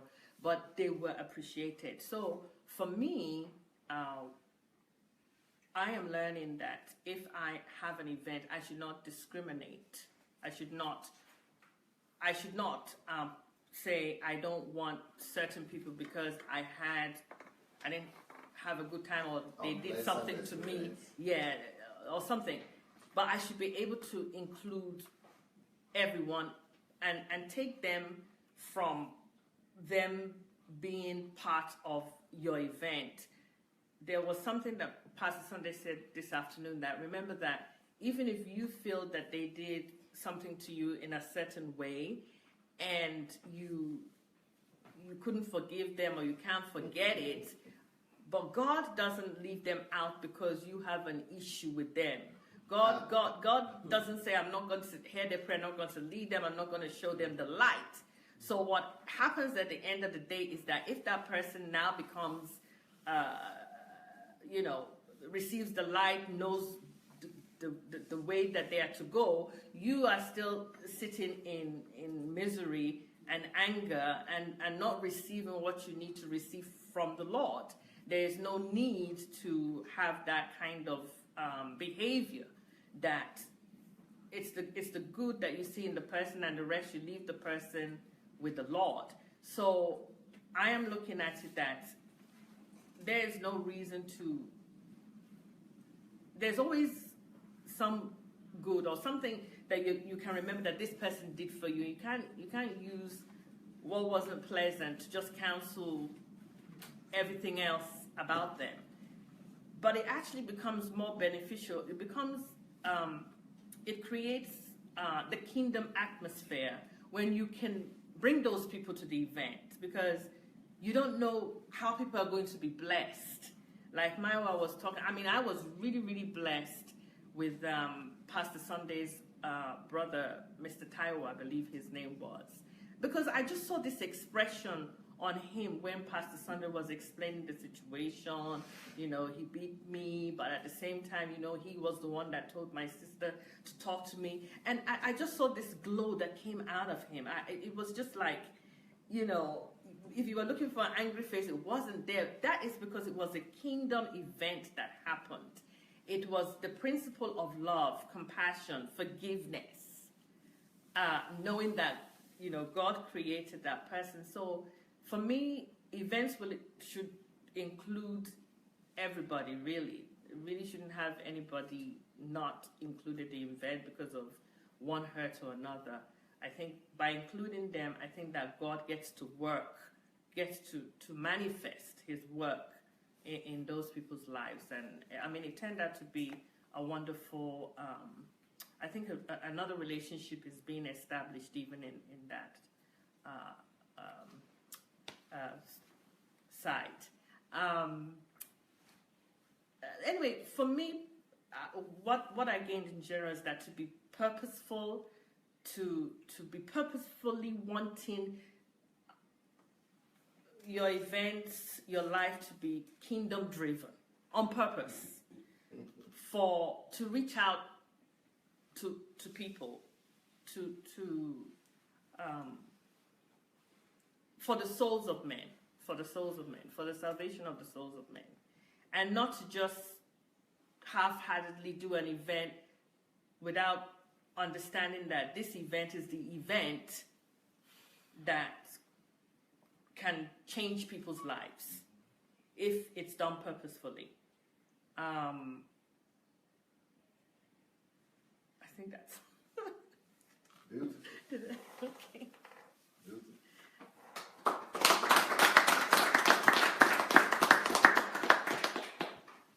Now we see who Caroline took after. Well, you know, I think we had a good time. You know, you are the only person that is really determined to pass across his lessons, because yesterday we went till 4 o'clock. Yeah, so we're still far from 4 o'clock.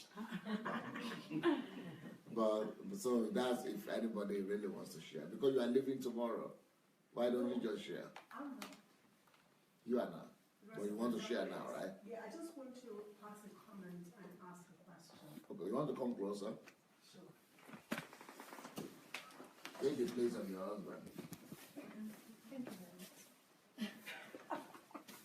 He's kind enough to Give your wife the moral support. I just want to pass a comment and ask a question. So the comment I have, the lesson I learned was a lesson, a comment, is that during the last HMT, I wasn't here, so I watched online. You had mentioned you're going to release 50 books on your birthday, and I counted it. Guys, so this is end of the year, so I counted how many months we had to go, and I couldn't imagine 50 books. So I imagined there'd be pocket books, like little pocket-sized books, like just tips. So maybe, I don't know, a few pages, you know, just tips on, you know, I don't know, 10 ways to think creatively. Do you know what I mean? So I don't imagine actual books. And then even the titles, I thought they would be simple titles. Again, like 10 ways what are to the think. titles that you like? Make a selection, or I should just pack everything. You have to pay space. I think basically, I think the current books would be a good starting point. Okay. Do you know when you leave in the morning? I think we'll probably leave here around 7 o'clock in the morning. No, we have to do it now. Get me somebody to, or get me all the copy of the book. No, not the Europe on it. So I was imagining first pocket-sized books, because I thought we have like how many months to go? 5 months, thereabouts. I'm going to print 50 books, you know. And I thought very simple titles, because I couldn't imagine the thought process. even to make one book, I mean, they thought to create a title for a book. So I was imagining very nice, pretty, of course colorful, because you're always colorful, simple mini books, 10 ways to think, 10 ways to stop wasting time. I don't know, things like that, just simple things, you know, just like, but nice, like fun, like giveaway things, you know. When I saw the volume of each book, I actually had to flip through a little bit. I thought, okay, this big writing, like automatically, I thought it can't be. Very loaded. I just thought, how do you do it? So first, that's my first comment on, my goodness, I was expecting that. So my take away from that first is that you did things in such a purposeful way. So when you're announcing 50 books, you already knew, you probably already had it going already. You knew what you were doing. So it wasn't just a matter of some kind of, you know, quick, fun idea. Oh, I'm going to just do this. You already had a systematic thing you are working on. So you're talking with purpose to say, I will release 50 books. It wasn't like a myth or an idea. You already had a plan for it. And more than likely had the titles ready to go. So my question for you is, when did you start thinking of releasing 50 books by May? 50 books is a lot of books. And each one is this thick, literally. So when did you start thinking of releasing those books by May? Okay.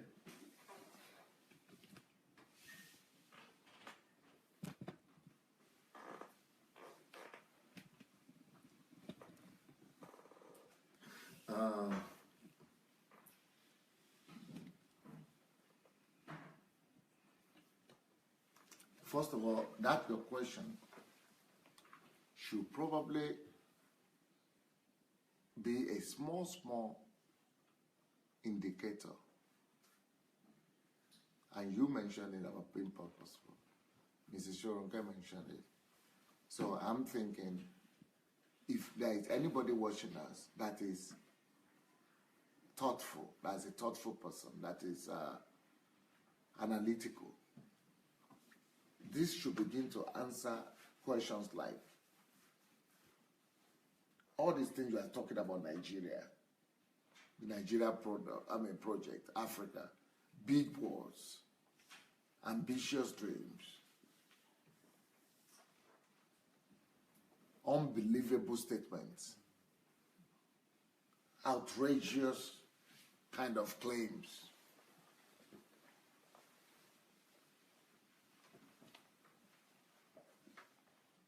But, you know, anything that is built is always built out of a prototype or maquette or modules.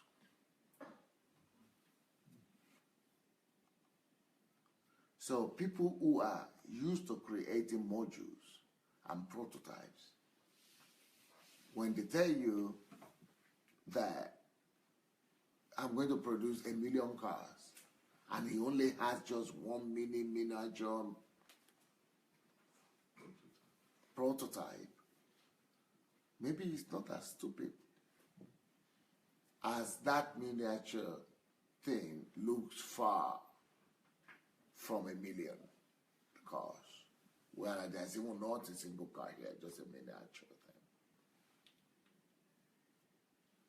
thing. A miniature doesn't come close to 1 million in any sense. It's not even one. But conventional wisdom tells us also that if you are a prototype creator, you can go to sleep.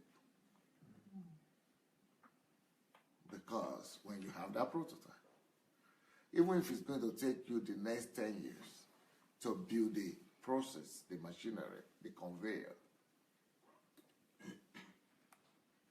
when you have the prototype,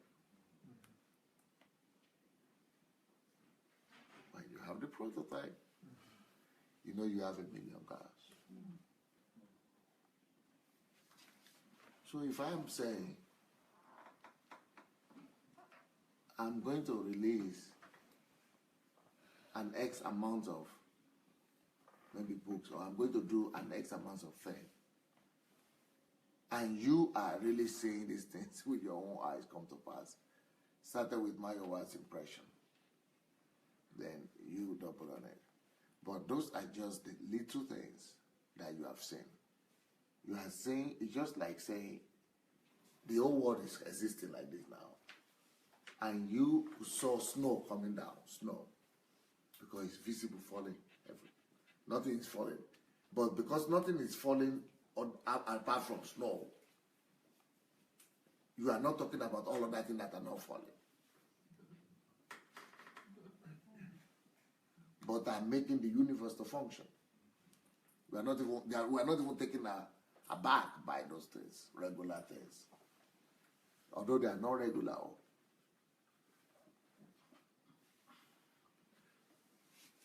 But the snowflakes that are coming down, that really makes it to get our attention, and we'll talk about that one. So for me, you people talking about 50 books, is that snowflakes that I'm just wondering, okay, why is that anything? Why should we be talking about that when there are fundamental things all about his birthday, and you know birthday as he was talking about, that you have not even noticed?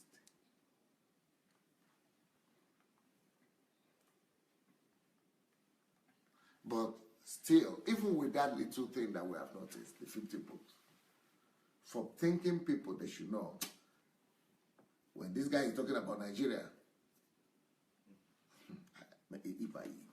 could it be that he actually knows what he's talking about? With this little thing we are saying, that guy might mean business, or he might know something, or it might mean something, or maybe that's how everything works for you. So when I'm talking about Nigeria, is it not about time to begin to believe? That's just creating parallel. Not just to stop on deliberating about a book, but seeing a bigger picture and being futuristic and having foresight. So what are the things, the events of the moment? What are the things these events of the moment are telling us about the events of the future? That's what I'm trying to address. So the things that I'm saying today, the visible, the observables of now, what is that telling me about the invisible future? Because the things that we see, the stars, the moon, the firmament, the cloud, they are supposed to be telling me something about the things that I don't see.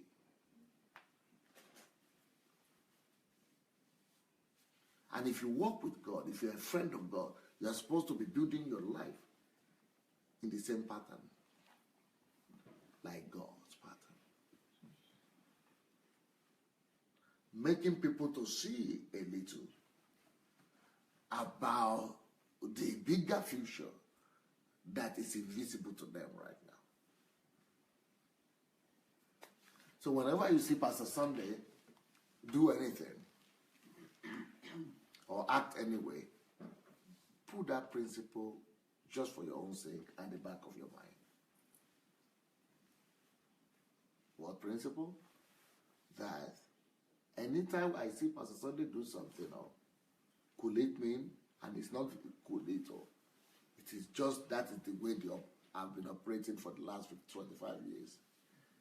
So it is just we are seeing something that is always pointing to something much more bigger.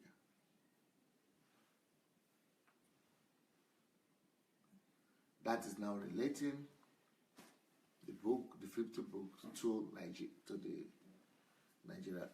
So, for example, I might not talk about it. If you have not spoken about it now, I'm the one who knows what is happening. I am not expecting everybody else to know what's happening and to see that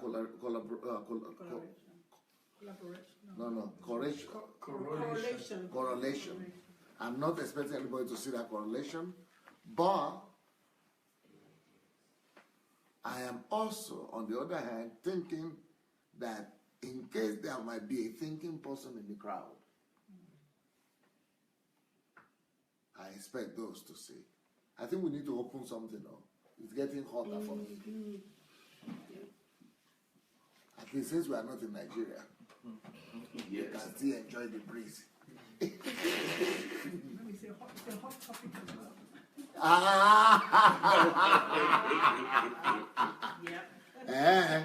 You made the topic just by yourself.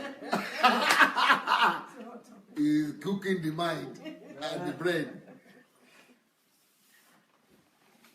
Okay. You open fully, right? Everything. Okay. So I've just painted one coloration. What do you call it? Coloration of correlation of one event with another. Let me give you another picturesque correlation of how the things that we see are simply a pointer to the bigger things we don't see yet.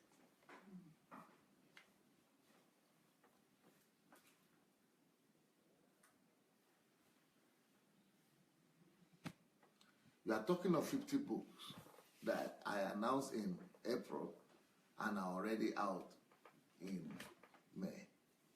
That should tell you more than that, the 50 books. That should tell you about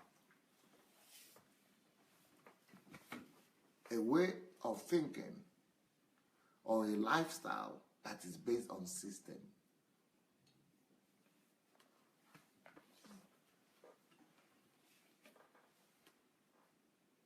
So, I don't walk by my feet or my hands. And I think Mayowa could tell you a little bit about that one. Because that's one of the things I'm telling her and working on her to get. You know, it's like the mind, the sleeping mind is waking up a little bit for her. But those legs and those hands, they might still a little bit be working more rigorously than the mind. That's for Mayowa. But most people in the world are like that, and they don't have somebody to work on them. What I'm trying to say is that thanks to the fact that I don't work by my feet and by my hands, I work by system and structures. I can do more than feet and hands can do.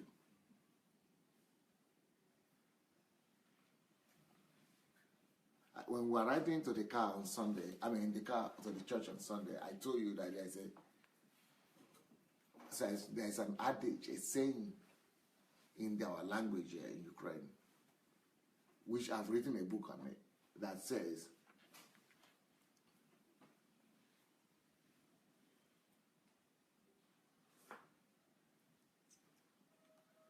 the lazy mind or the empty head forces legs and hands, it forces feet and hands to endlessly run out as skater.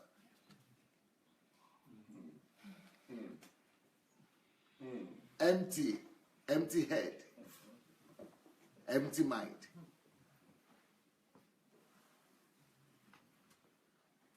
It forces feet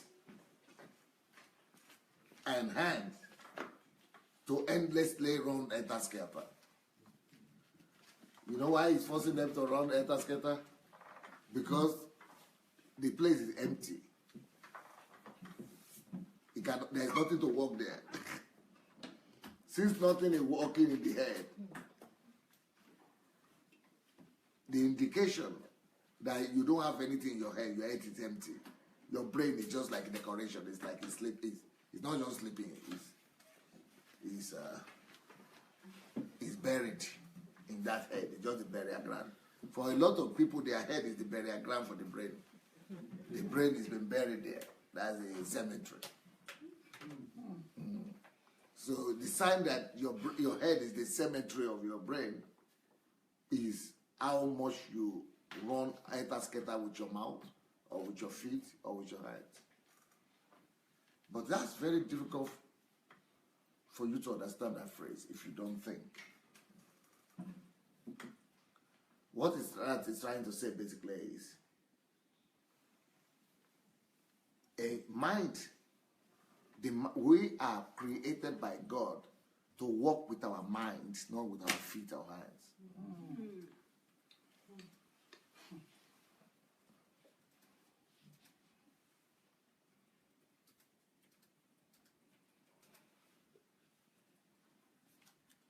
So, but when you have been reduced to somebody that has lost the functionality of the mind, or that has buried or condemned the mind, or emptied the mind or the head, then you want to compensate, because when you don't have content, you want to compensate by just trying to be active. But real work in life is what you are able to configure it, through your mind. What you are able to put together, calculate. That's what Jesus was trying to say to when he said, anybody that wants to build a tower, to just sit down, not be wrong. Yeah, even not about the cost right now. It says sit down. So you cannot do anything constructive and worthwhile in life with your feet. Because when you sit down, you are not running right and together with your feet anymore. And the fact that you are sitting down to build, how can you sit down and be building? Because the people who are going to do it with their hands and feet, they are not the ones who actually own the building. They are the ones who are the laborers, manual laborers. But the people who constructed and built that tower is the architect, and the architect only has to sit down and he works with his mind. He has to see a vision, see the whole details of it. So that comes by sitting. If he didn't draw anything, he didn't come up with any concept, any draft, any sketch, any mind work, either there will be no building at all, or there will only be sand building, sand houses and by the waterside, like the children do. Or the kind of houses that Africans build, hut, we call them hut, not houses. See what Jesus is saying. He said also, if anybody wants to go to war against another king or another kingdom, you also don't go and carry gun and those are the people who don't come back from war. They don't come back, that's right. Because you said there is war, and you bring it. That's what I see in films. You need to run that get and just carry gun. But real military people, the countries that yes, they have what they call headquarters, or what they call supreme headquarters, or whatever. Command centers, war centers, control rooms, war rooms. Those are sitting centers, not the shooting centers.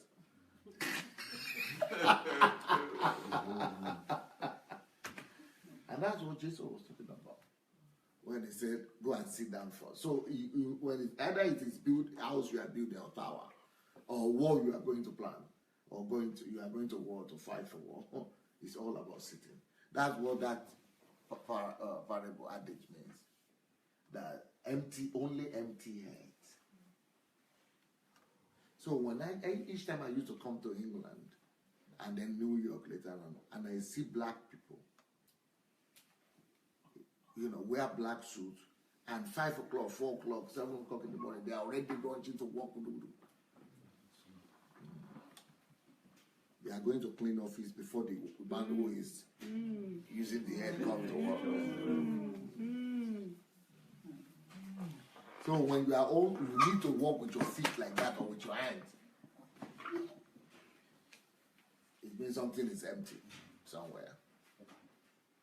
Empty hands, empty heads is the thing that is the reason why feet and hands have to be running at a skater or mouth.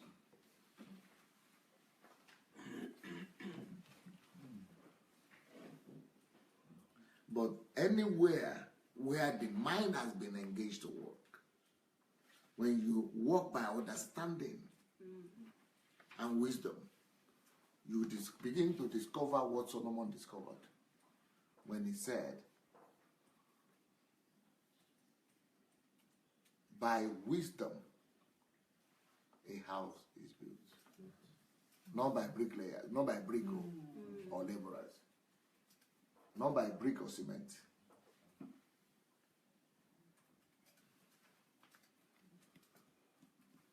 So a house is not built by brick or cement. No, it's built by wisdom. You have to sit down, see, draw it. The house is already completed. This house was completed like 6 months before we even found the land for it.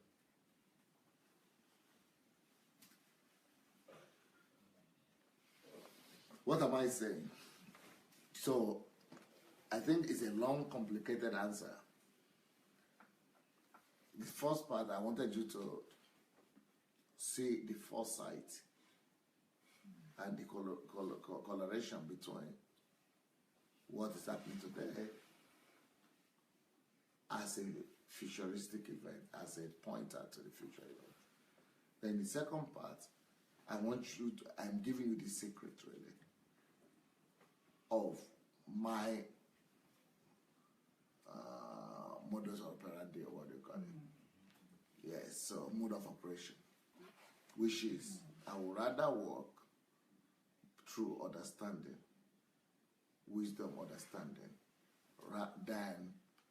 and that's how I work, and that's why I'm not mistaken when I say something. So since you are curious though, how come I said it in April, and I was so sure I was going to have the result by May? I gave you the secret behind it, but if you are really concerned about the book, I can also show you that I was not talking about 50 books by May in 1 month's time, just 1 month, to have 50 books.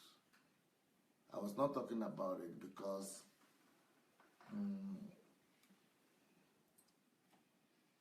it was sporadic or,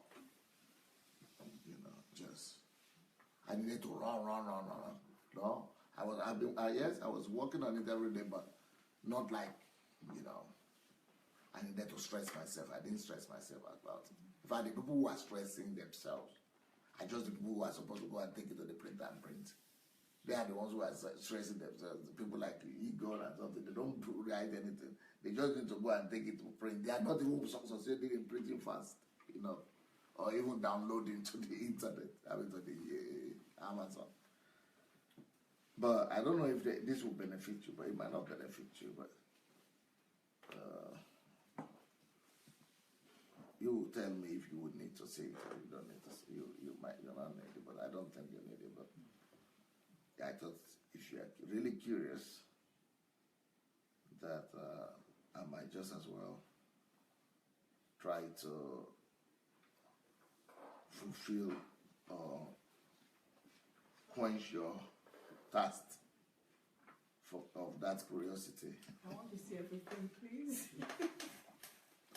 Okay, come and see it here.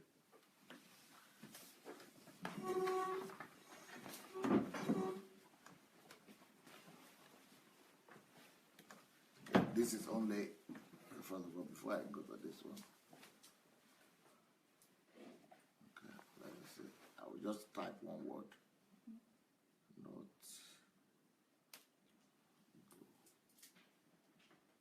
Okay, you see different, the same kind of colors, right?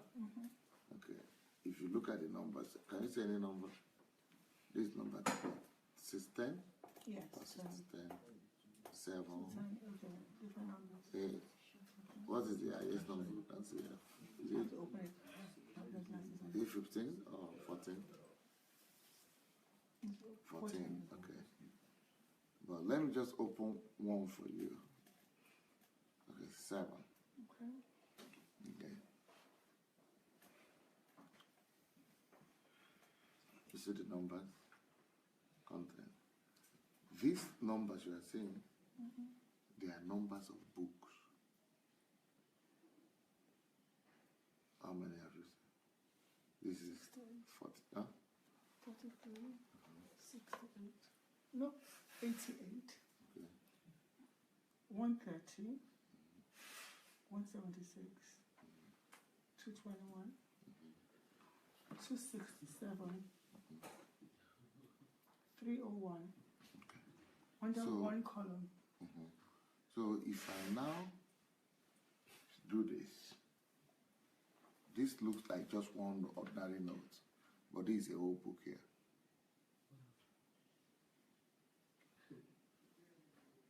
Okay, if I go back and I do this and I just press anything here, it will take you to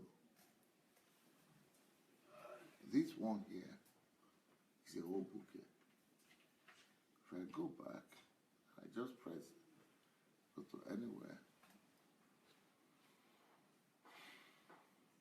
It's a whole system.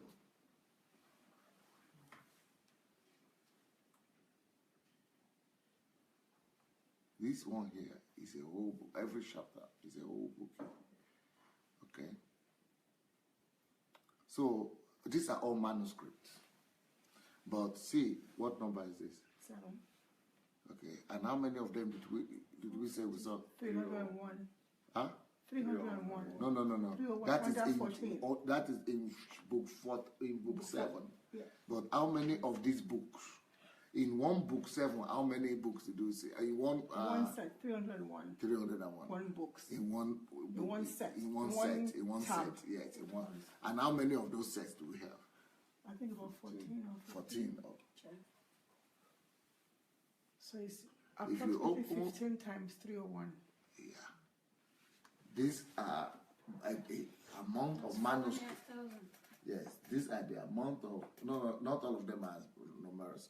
It's maybe that's the biggest one. Another one will be 200, 150, 300. Even if it's 2. What am I talking about? Why? Because I walk in the secret for the future. So my future, I started by saying future, what you see today. So that 50 something, for you who are being impressed, you are talking about 50 books. I don't know. Yeah, I know. It's not a big deal. It's not really about a big deal. It's just a little glimpse. Yeah, it takes Peep. for the future. So the future, you can now see a little bit of it. So when I say my dream is to write 1,000 books before I die, that's just to physically be able to write. But the manuscript I have, you saw now. No, it's more than that. Okay, I don't want to write shallow books like Americans are doing. 50 books, they say it's a book. 30, some of them are only 30 pages, 50 pages, they say it's a book. Some of them are even 30 pages. All those faith books we used to read those days are not charismatic books. Those are not books, so they deceive you that you are reading books. They read books. Remember, I learned to read books. But because I went to university, I studied well. I even did my master's and I was passing for PhD. So I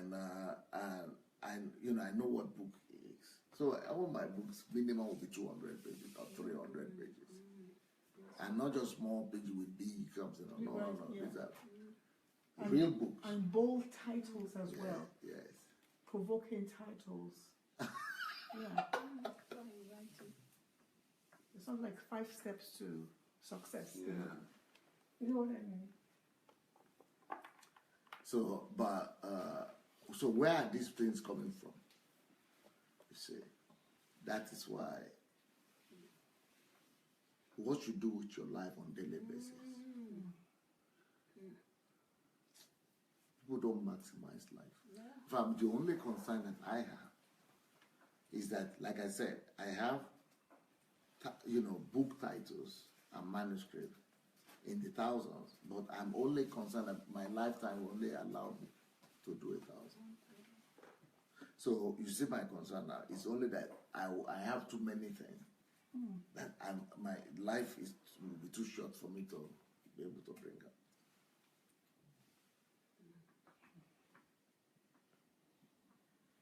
This is just book. Then, if you see, I have 100,000 projects for Nigeria already here.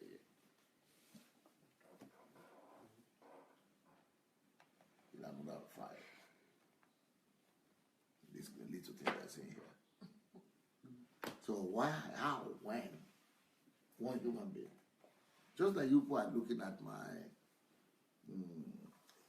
Facebook something. It says 8 months, 15 years worth of Sunday messages. 15 years. How could you do it in 8 months? Because, so that's why I am always wondering. Maybe it's true that people are saying I'm from another world. Though. So what are people doing? I am surprised that people are not living that way. People are not maximizing life. Though. So what were they doing in their lifetime? What were they? What are they? Where were they? What happened? That's the question I say whenever I'm actually in contact with you. That's the question that just comes into my mind. Whenever I'm just like sitting down now, what am I doing? That's the question that I just keep asking myself because I could have done it, Yeah, that's the question I ask myself. What am I doing? Yeah.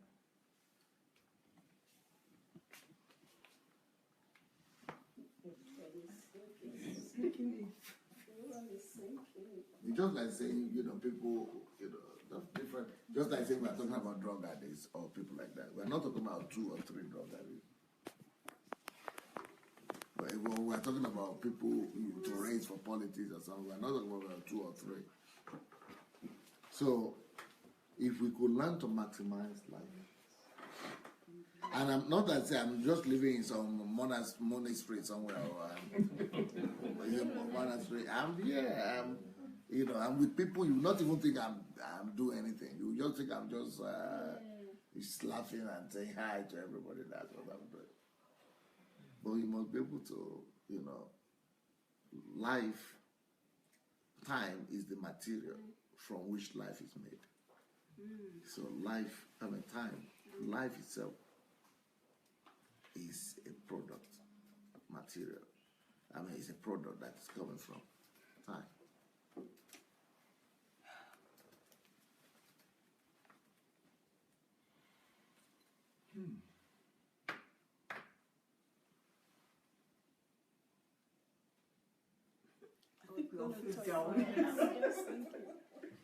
How do you maximize your mind and time?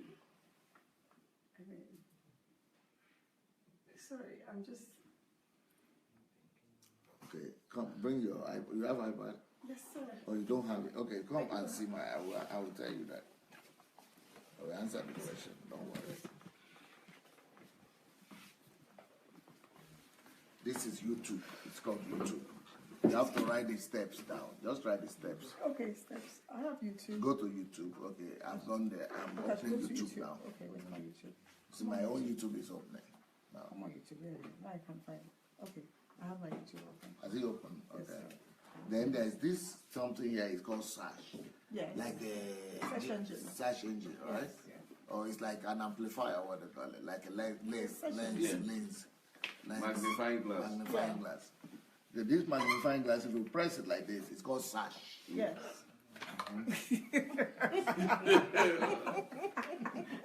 YouTube 101. If you press that thing, Yes. then they give you an option like this to type. Yes. Yes. So you type there Sunday Adelaja official. You see, this is the way it's written. Sunday Adelaja official. Oh, sorry. Sunday Adelaja official. You see the words it's typed. When you press it like that, search, you see this picture here. Yes, sir.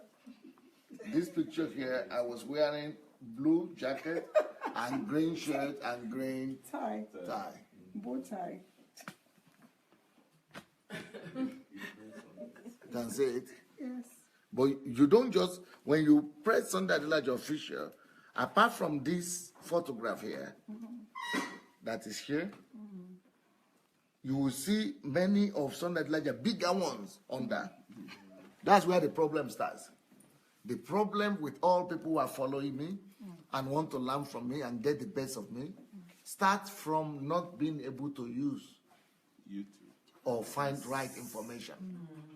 They are not organized. So because they are not organized in their mind and in their life, they don't even know how to search in an organized manner.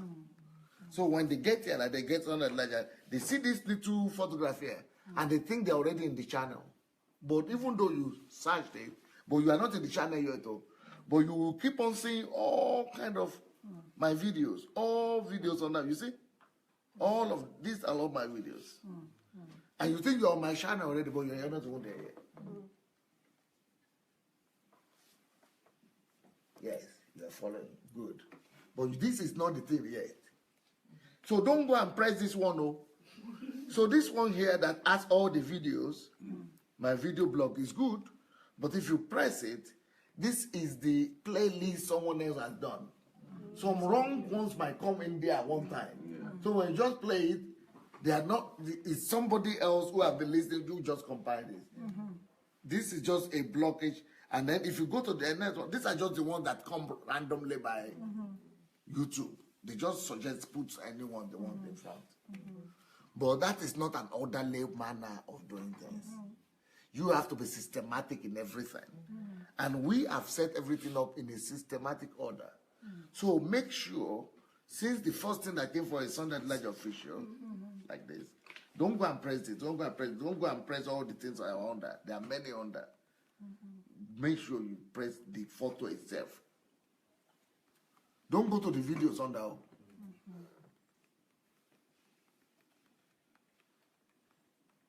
Press this one like this. Press the photograph itself in the head. Yes, So is the photograph always the first one, or it could Yes. be? No, most of the time, it's the first one. If you put Sunday Adelaja official. But then you get to the channel, which is this, with all great men, and that same photograph is at the corner there. And then, when you go look at the page, you see immediately all the videos are here. All kinds of videos on that page. Then it's full of different things. So most people, what they do, this one, this another, this another, this another, this another, this another. They just see all the videos like that, and they click on any video because they are in a hurry. And they want to hear something. So you just click on the first one that is here. But don't ever do that. That's a mistake. Even though you're already in the channel, but you don't do that. Don't do that. No. Okay.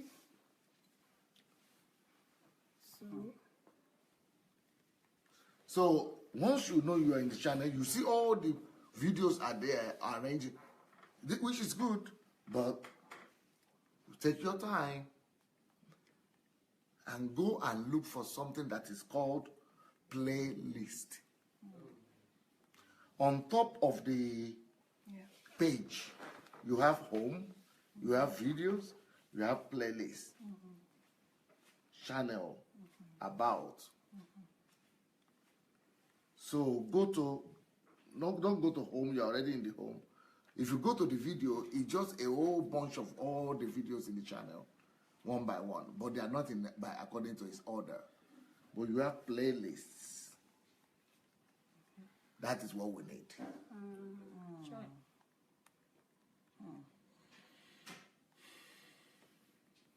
We are all guilty. So if We're all you guilty. if you press,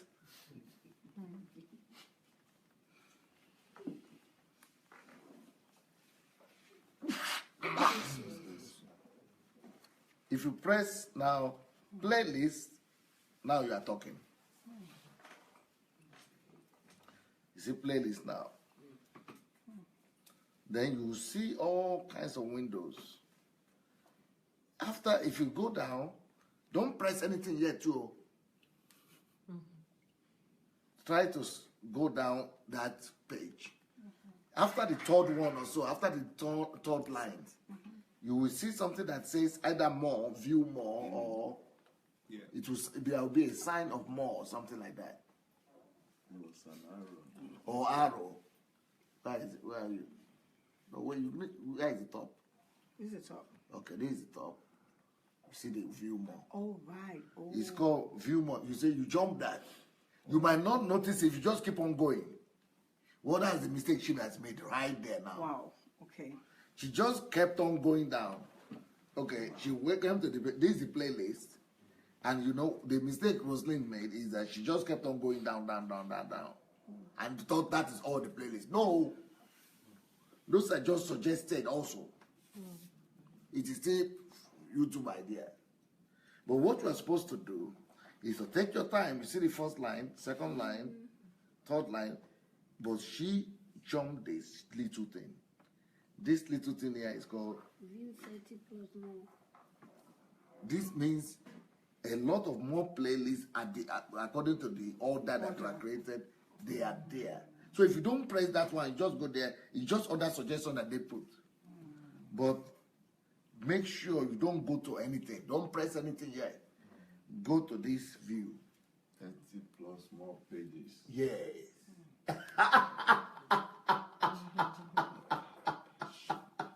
That is now where you get your full display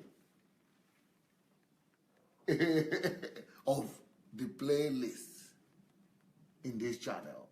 Then if you press that one now, then you have it vertical, not like horizontal the way they were, but it will now become vertical. You see, vertical like this. But it's not about verticality I want to talk about. You know, but what I want to talk about now, they are now topics, you see. You see, they are now topics. Now you pick any topic, look through, keep on reading through the topic. Mark the topics that you want to study. This is the studying part of it. Now, but if you look also again, now you see how they are arranged. But apart from that, if you look at it, see each topic, you will see a number that is written on the page. Like this one's a Golden Jubilee. How many? 12. It means there are 12 videos there. So if you just open one, but the way, if you don't do like this, if you are just printed, you just do it one there, you know, anyone randomly, no order. But if you want to really be thorough and be building on one another, building on, totally become expert in one thing, that you finish this whole 12 before you go and pick the next one you want. So if you keep on going like this now, it says self-confidence. There are 5 here. So you want to finish that one first. You don't just want to, then if you say, okay, I want to do the HMT. Okay, HMT 2007, HMT April, HMT, you know, so then you could go to different HMTs that you want. The Embassy of God's anniversary. Then if you want to do other things, okay, this one says HMT Archive. This one says Practical Parenting, The Art of Thinking, Who Wins in Life. That's how you now begin to pick each one. And each one of them has a number of videos. So the question you asked was, before you came here, what led me to this? You asked the question about how I'm so dazed right now. I said, how do you maximize your mind? Okay, so let's say the question you have is about the mind, how to maximize your mind. Okay, see the thing we're going, you have the list, let's start the list from the beginning. Yeah. Okay, you see the first one is DSA Golden Jubilee, birthday wishes. Yeah. That is not the mind. Jubilee Celebration Archive, there is no mind there. Biography, no mind there. Happy birthday, DSA Marathon Testimony. No, that's not the one I asked for. You are asking for. DSA Question Time, that is not the one you're asking for.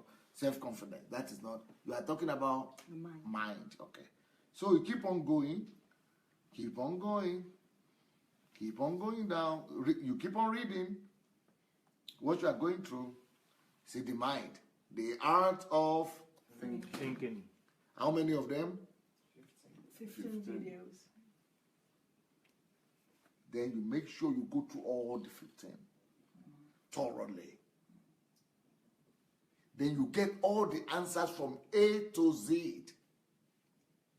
Then let's check again if there are anything again there about the mind. That's just one series. Concentration. But that is not the end though. There's still more about mind here for you. But that you just put that one down. Don't start listening to that immediately. Just put it in your note. Okay, one of the things I need to go to concerning the mind is the art of thinking. Okay, put that down. Don't start listening. Make sure you go through all the list of the playlist first. So let's keep on going. How to be an architect of your life, that's not it. Miracle Center, that's not it. How to be a hero to your child, no. Man, importance of father. Difference between a man and a woman, no. Every lady before he marries, no. Love, no. When love's turned to hate, no. Blessings or problem, no. Adversity, no. You cannot love God, no. Life is predictable, no. Life is a school, no. Financial teaching, no. Planet Earth, no. Kingdom, no. Church, no. Series, no. Because we are talking about mind. So we keep on looking. Why losing your job is a blessing. Now, the thing that will help you, how to maximize your mind. You are talking about your mind. That is that of the thing. But I also want to show you the thing, the next one that will help you. How to maximize your whole life self. And since I was talking about time as the product, the raw material from where life was created, this is the thing, the time and conversion series. You know, I say, what are you converting your life to? Your time, how are you going? What are you doing with your how this is the real topic you need, even before the mind. So it's called the time and conversion. See, there are how many of them? 29 videos. And this one is called number 11 by itself, okay? Then there is another one that is called spiritual experiences must be converted to a tangible product. You see all things about conversion here. You will become experts like me. Not just to convert books or mind, but your whole life. Now you have only how many left? Maybe 50 left or so. So you are already not 20 years old. So that's what I mean. So you now want to target something like this. How to convert your every minute to a product. And even your experiences to a product. These are the things that will make you Pastor Sunday himself. So leave the one of thinking first. Start with what to do with your life that you have. That's the start with the time and conversion series. It's called number 11. Number 13. Then number 13. Yes, you are right. Spiritual experiences must be converted to judgment. Then number 3 is the work series, 12. Yeah, so 11, 12, 13. But yes, 11, 13, 12. Then the next one you want to add to that is 14, the faith series. Those 4 ones will just make you to begin to view your years, your everyday life, as a resource, as a material from where you could be creating some concrete product. Either it's wristwatch you create today or clothes you create today. So these 4 things, these are the 4 series. That's Maximizing life. Yes. Just to begin to see your life as something that you can, as a bucket with water, and you can know you have something in your hand, you can put the water and you use for this one. You put the water, but it will help you to contain your life and put in a container and be able to define your life, be able to put it in a sizable, tangible. You'll be able to see your life and life as Something concrete you can just undo like this and use. But for most people, it's like air. Time or their life is like air. Like you cannot undo it. But these things will make you to begin to see not as air or mirage or Tangible. yeah, a miracle or something, but as something you can just begin to use like this. As soup, you can just begin to, as a bio, as something like this, yes. So that is those 4 things, they will do that for you. Then if you want to go deep and use your mind and say, oh, you need the mind to be developed, then you go to those other ones. But let's start with this one. 4th one is the faith series, it's called. Faith series is called number 14. Number 14. There are 25 of them in that one. So I'm showing you a great secret here. Thank you so much, sir. When you first said go to YouTube, we're all laughing. I thought you were just teasing us. But we all know what YouTube is and the search button. So we're all giggling. We thought he was teasing us. We're all I laughing. said YouTube 101. Yes, and we all laugh. But I think we're all, I don't know how we figure it now. Who's laughing exactly? Very humbled. Thank you. When I showed the man from California now, Bernard, he was in the room with me. I was talking to him in the room just before he left. And I showed him this whole thing. He said, Pastor, how much is it? I said, what do you mean, how much? I said, it's free. He said, He said, where is the code? Where is the password? I don't know password. He said, Pastor, let's pay password. I said, why? He said, because I am a member of, he said, these topics I'm seeing here, I've been a member of John Maxwell. Oh, maybe I should have mentioned it. John Maxwell, he also has some material somewhere.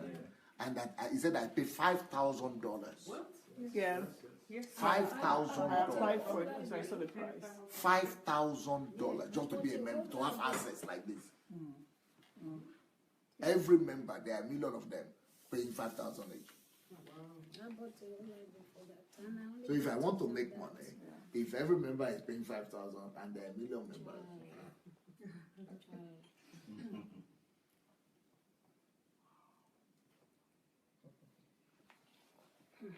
He said, but even these topics, I didn't see there. And nothing constructive like this, just Oh my goodness. Nothing was building this. I don't know what to say. For this alone, it was The trip to give. This has just blown my mind. thanks for the question. Yeah. That's the thing about I mean, sorry, thank you for Thank you for the answering. question. No, thank you for answering, because it was just bothering me. How can you create 50 books in a short time? And they're big books with big titles, provoking titles. unless one sort of like pulls it out of you. I will just be quiet. I will not even say anything. I have to ask, and you shall receive. Sophia was saying that first, unless you pull it out. I will not say anything. Now I Because understand. Sorry. yes, go ahead. I want to say. Now I understand what you were saying this afternoon when we were out there.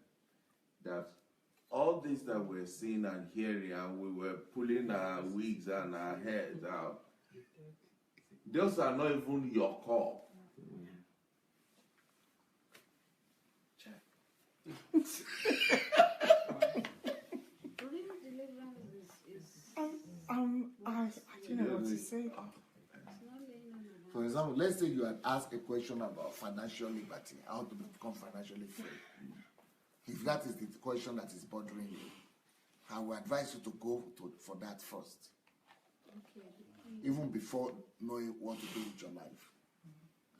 Because if you don't have financial freedom, you will be under concern. So that same YouTube, where we went, I will go through the process again. Again, this is YouTube.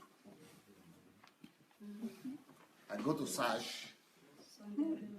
I put Sunday Adelaja official, you see. You see the picture. Don't go anywhere. Don't follow those things. Those are distractions. But even though I'm the one there, I'm the one there, but they are not orderly. Random selection of anything just to fill YouTube. the page. Just YouTube doing stuff. Yeah. And that's what people just go to. So they say, I listen to one of the something, but they are not constructed. Nothing is constructive. No Nothing, order. I listen to that one, I listen to that one, I listen to that one. So they are just Noise. It's like Can I noise. make a confession? yes, sir. That's how I've been listening to Yeah, you. Are you see that? Me too. I just come and look. Which one?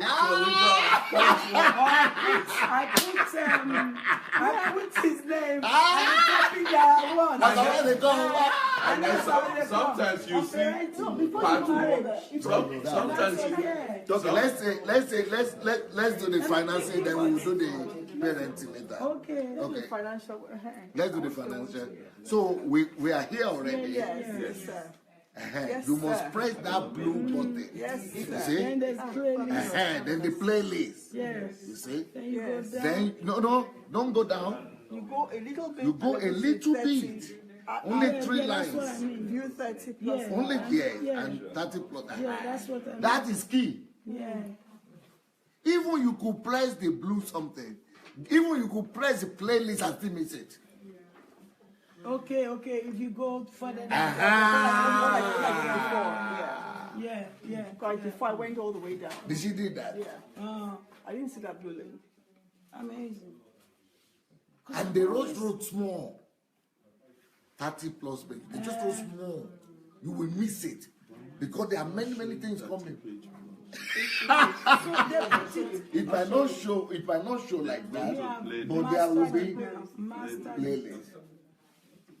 The 1, Just 2, showing 3. an Arrow, that's it. That's it. In some places it is arrow. But then that's. And I don't Maybe want your to press device, this you know, one. device is Your device is different yeah, from mine. device is like Can it go device. horizontal? Are you getting on your one? Horizontal. I have it on mine. This makes a difference. Is yours Apple? Yeah, it Is is. it Apple? Yes. Yeah. Mine It's iPad Air. So playlist. Oh, sorry, playlist. I'm pressing it to it. This is delivered. If this is a Left the arrow. and if you do the You 10,000 don't have it. hours, It's alright. It I'll- didn't show just everything. you've written down the order. No, I'll You get go it your- from you. I'll okay, get you wrote I'll it send down. it. Somebody I'll has to help take with you that. through it. What I'll do is Okay, I'll- so let's do the I'll finance. update the. Okay, let's Yes, do let's do the is it financial. topical, right? If she wants, yes, topical. So we will do the same thing. We are looking for financial series. So if you want to be financially free, you are already no. We are already on the playlist. We've already pressed 30 plus. Don't do search again. Okay. Don't do search again at all. Okay. Just keep on going down each time. Look through the topics Okay, and pick and the your titles. Look for financial or money, anything financial or money. Okay. We keep on going. We have not seen it yet. We have not. I know it's number 4. These numbers, but not since this is 31, for example. But we just keep on looking. Don't look for a number. Just look for the money, the title you want. You are looking for about money. We're looking for money. So we keep on going down. We keep on going down. We keep on going down. Don't be the quality to press anyone you are saying so far. Just keep. This is it. The loss of money. The loss of money, financial teachings. 52. videos. I've told you whole world. The financial teacher on YouTube. You want to show you? They say, oh yes, I saw one there. Right? Oh yes, I saw Yeah, there. because Yes, that's I all listened to you one. see. You see part 1, and part 3, then you won't see 2 or. Yeah. Or But- it's just scattered. But you still be happy. But come on, Scatter. yeah, you still be happy. Yeah, You'll be rejoicing. And then you hear the 2 and you're thinking You have done. it's incomplete, Yeah. but you can't find the rest. But see the order.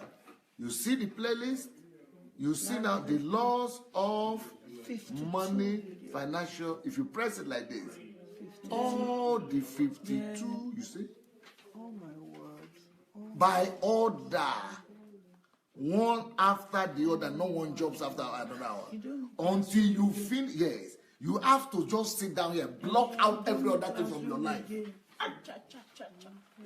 3 days solitude. 3 days solitude, or 1 week solitude, or 7 days Just sit solitude. down there. Just sit down there. And some people don't know what to do in solitude.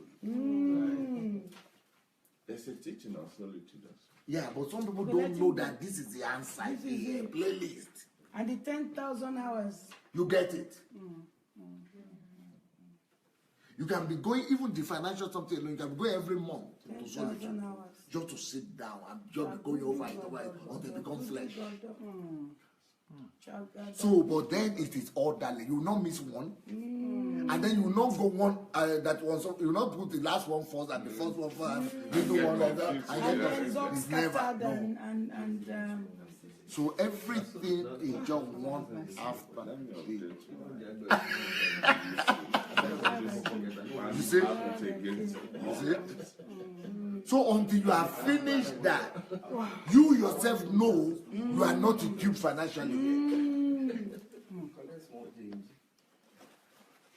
But once you go through that, though, you know you are absolutely ready.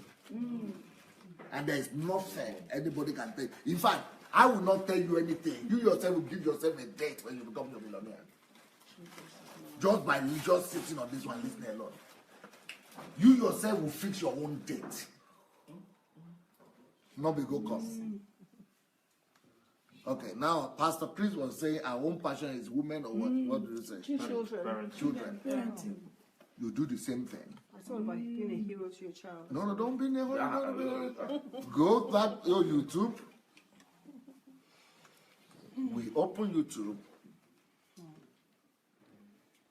Go to search for Sunday Adelaja Official. You press it. When you press it, you see the picture, small picture like that comes on with many other of my own video, not be another person's video. But don't be in a hole to touch it all. It is this the way Satan has deceived many. They put Sunday Adelaja like that. Sometimes YouTube will go and put this small thing and then put big ones. People who are attacking me and spreading bad news about me. They will put videos of deception. So people will be pressing the big videos of deception. They didn't even get to me at all. And they are looking for me and they will feature, they rubbish their mind. But you just see this grain something. Press the picture itself in the head. So when it's open like that, don't go and press anyone. You are saying, this is already my page. Everything is there. But don't go press anyone. Yeah, because you see all these as well. And they are attractive. Very attractive. Looks orderly. And the title are Also good. Yes, now. But take your time. Have power over your emotions. Self-control. Then look for playlists and press it like this. Is it being pressed? Unnecessary excitement. Yes. So think. Yeah, don't let the excitement carry you away. Then also, if you say, "Oh, playlist, I'm in the playlist," and just keep on going like that and press anything, you are in trouble. You then miss it all over again. So you go to the point. You see that 3 lines. After 3 lines, there will be either an arrow that says "press more," or this phrase says "view 30 plus something." So video. So you put. Then it goes vertical. Then you'll be going down and count and saying what topic you want is about children, family, women, and things like that. So you begin to go down. So let's go. The first one here is Golden Jubilee, another one. Celebration, another one. Biography, another one. Testimony, another one. You got it? I've updated the quick. So keep on going down. Oh my goodness. Then you see family videos, DSA family video, but it's not the one. That's DSA. You see DSA family. It's Different. Practical parenting, but that is if you just know that, put your paper down and say, okay, practical parenting number 31 is one of the things that I want. Okay. But that's not the only one. So keep on looking. How to become a hero to your child. Take your pen and write it down. Okay. There are 15 alone on how to become a hero to your children. But it's not the only one. No. There's another one that seems similar. It's called How to Raise Up Godly Children. And at the end, you want to add it to your And you playlist. put that one also. Add it to your playlist at the edge. Yes. You see? love, hate. That's it. So you put all So those you got things those down. 3, and then you just Even more than 3. If okay, for example, it says how to practically practical parenting 1. Okay, that's the Practical Adelaja aspect of family, it. yeah. How to become a hero. Church, That's 2. And then raising up godly Godly children. That's 3. What men expect from their wife, maybe for husband and wife. That's similar something, if they want. Then the importance of a father in the family. It's also about parenting. That's 4 right there. What is a man? Who is a man? That's all about men. So, and then you have the difference between a man and a woman. And then you have what every lady must know before marriage. And then you have what a man must know before marriage also. Then right and wrong understanding of love. When love turns to hate, also all those things. Then you become academic. You will become 10,000 hours pour up just on that topic. 10,000 hours. We are talking about 10,000 hours, but I'm talking about 50 something hours. So you go through it 10 times or 2 times, 3 times, 4 times. You're already packaged. You become expert in how to become a millionaire. You become expert in how to raise up children, how to manage families and family issues, or any topic that you decide to. So that's why that man said, Pastor, let's put password. Put a code. A code. And block it. Subscribe first. But I want to address all of you who are privileged to see this now. So in the name of Jesus, be doing video to show how to maximize Pastor Sunday's Facebook page, YouTube page, how to discover the greatest wealth in the world, how to go and do some videos about, so that people will learn how to, because I will not be talking about this again or anytime or soon or all of you have to. All of you, I beg all of you who do video. Another day, especially set aside for Facebook Live. And show people how to exploit it. I wanted to talk about the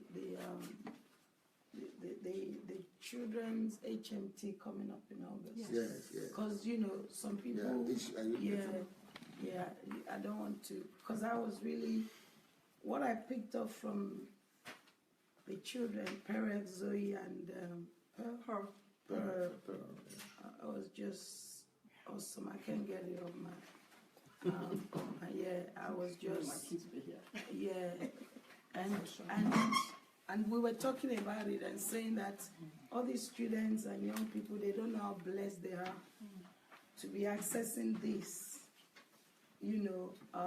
Some are in their 50s and I think Sister Anne and we were, sort of gathered and we were like, if only we had access to this, but we're still grateful to God because some went into their graves without even being exposed to things like this. So in everything, you should still, give God praise.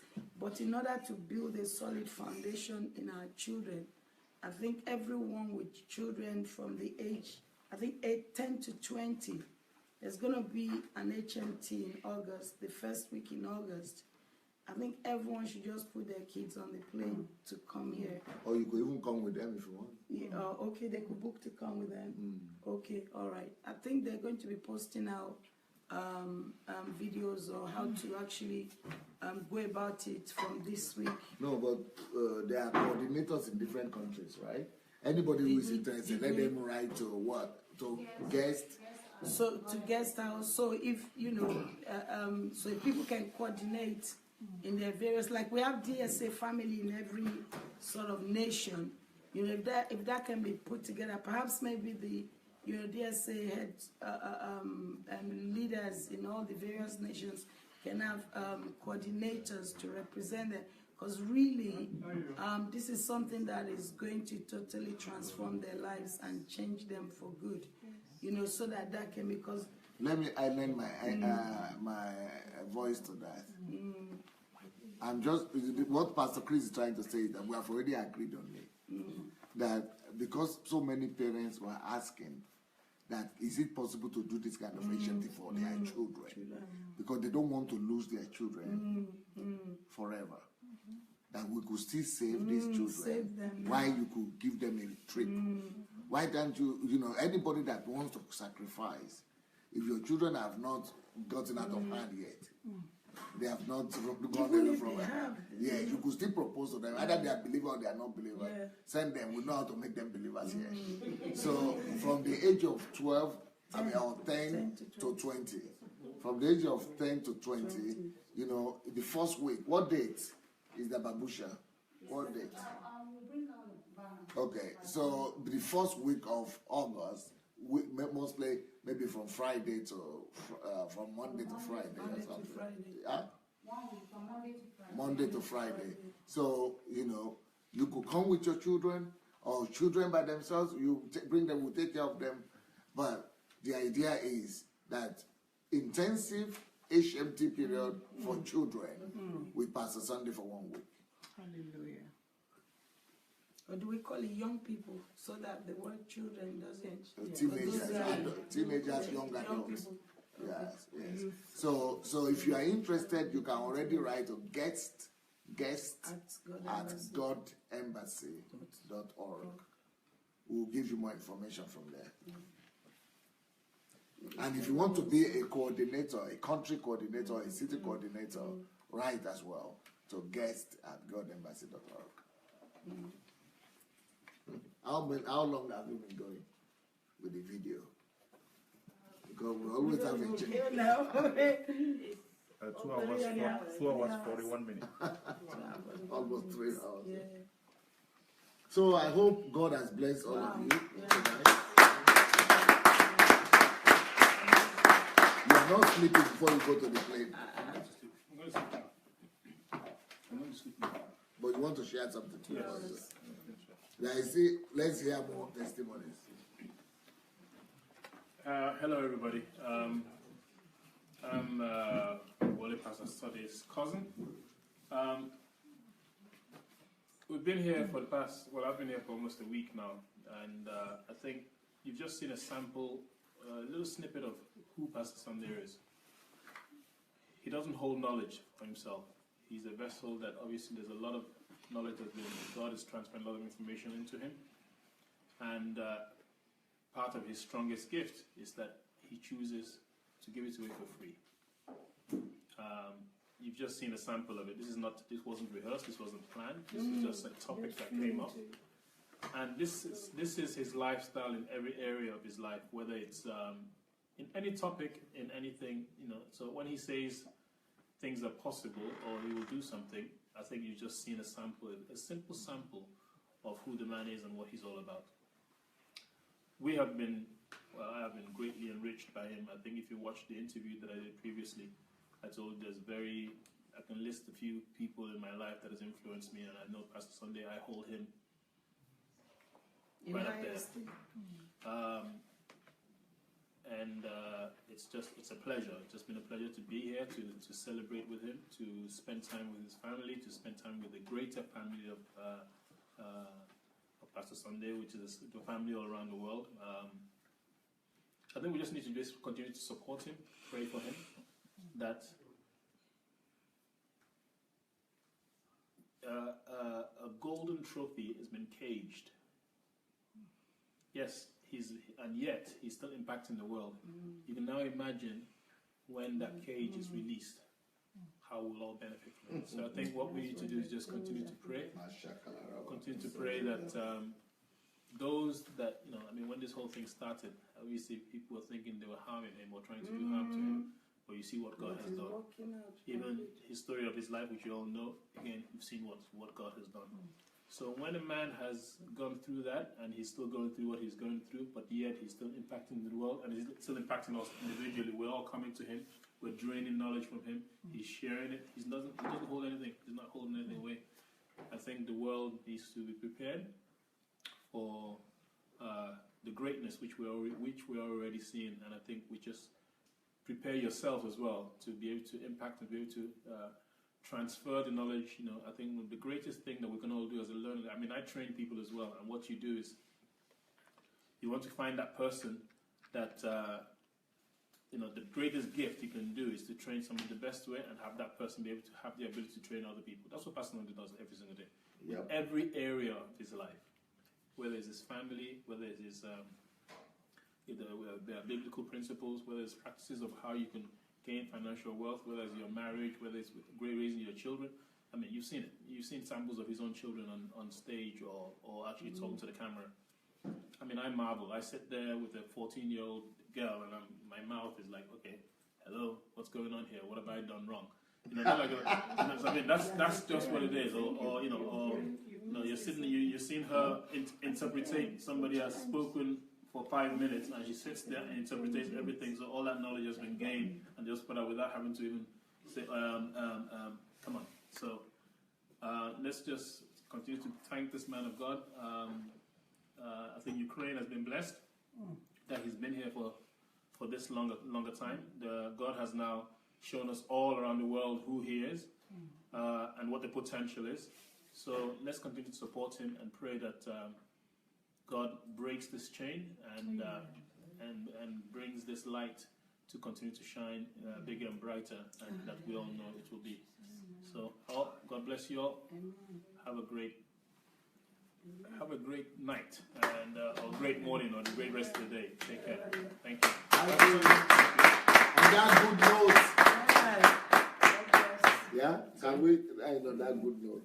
On that good note, ladies and gentlemen, thank you, thank you, Pastor Sunday, and happy 50th. And we wish you continuous strength, good health, prosperity, and we pray that God opens blessings beyond your wildest imagination to you and your family in the mighty name of Jesus Christ.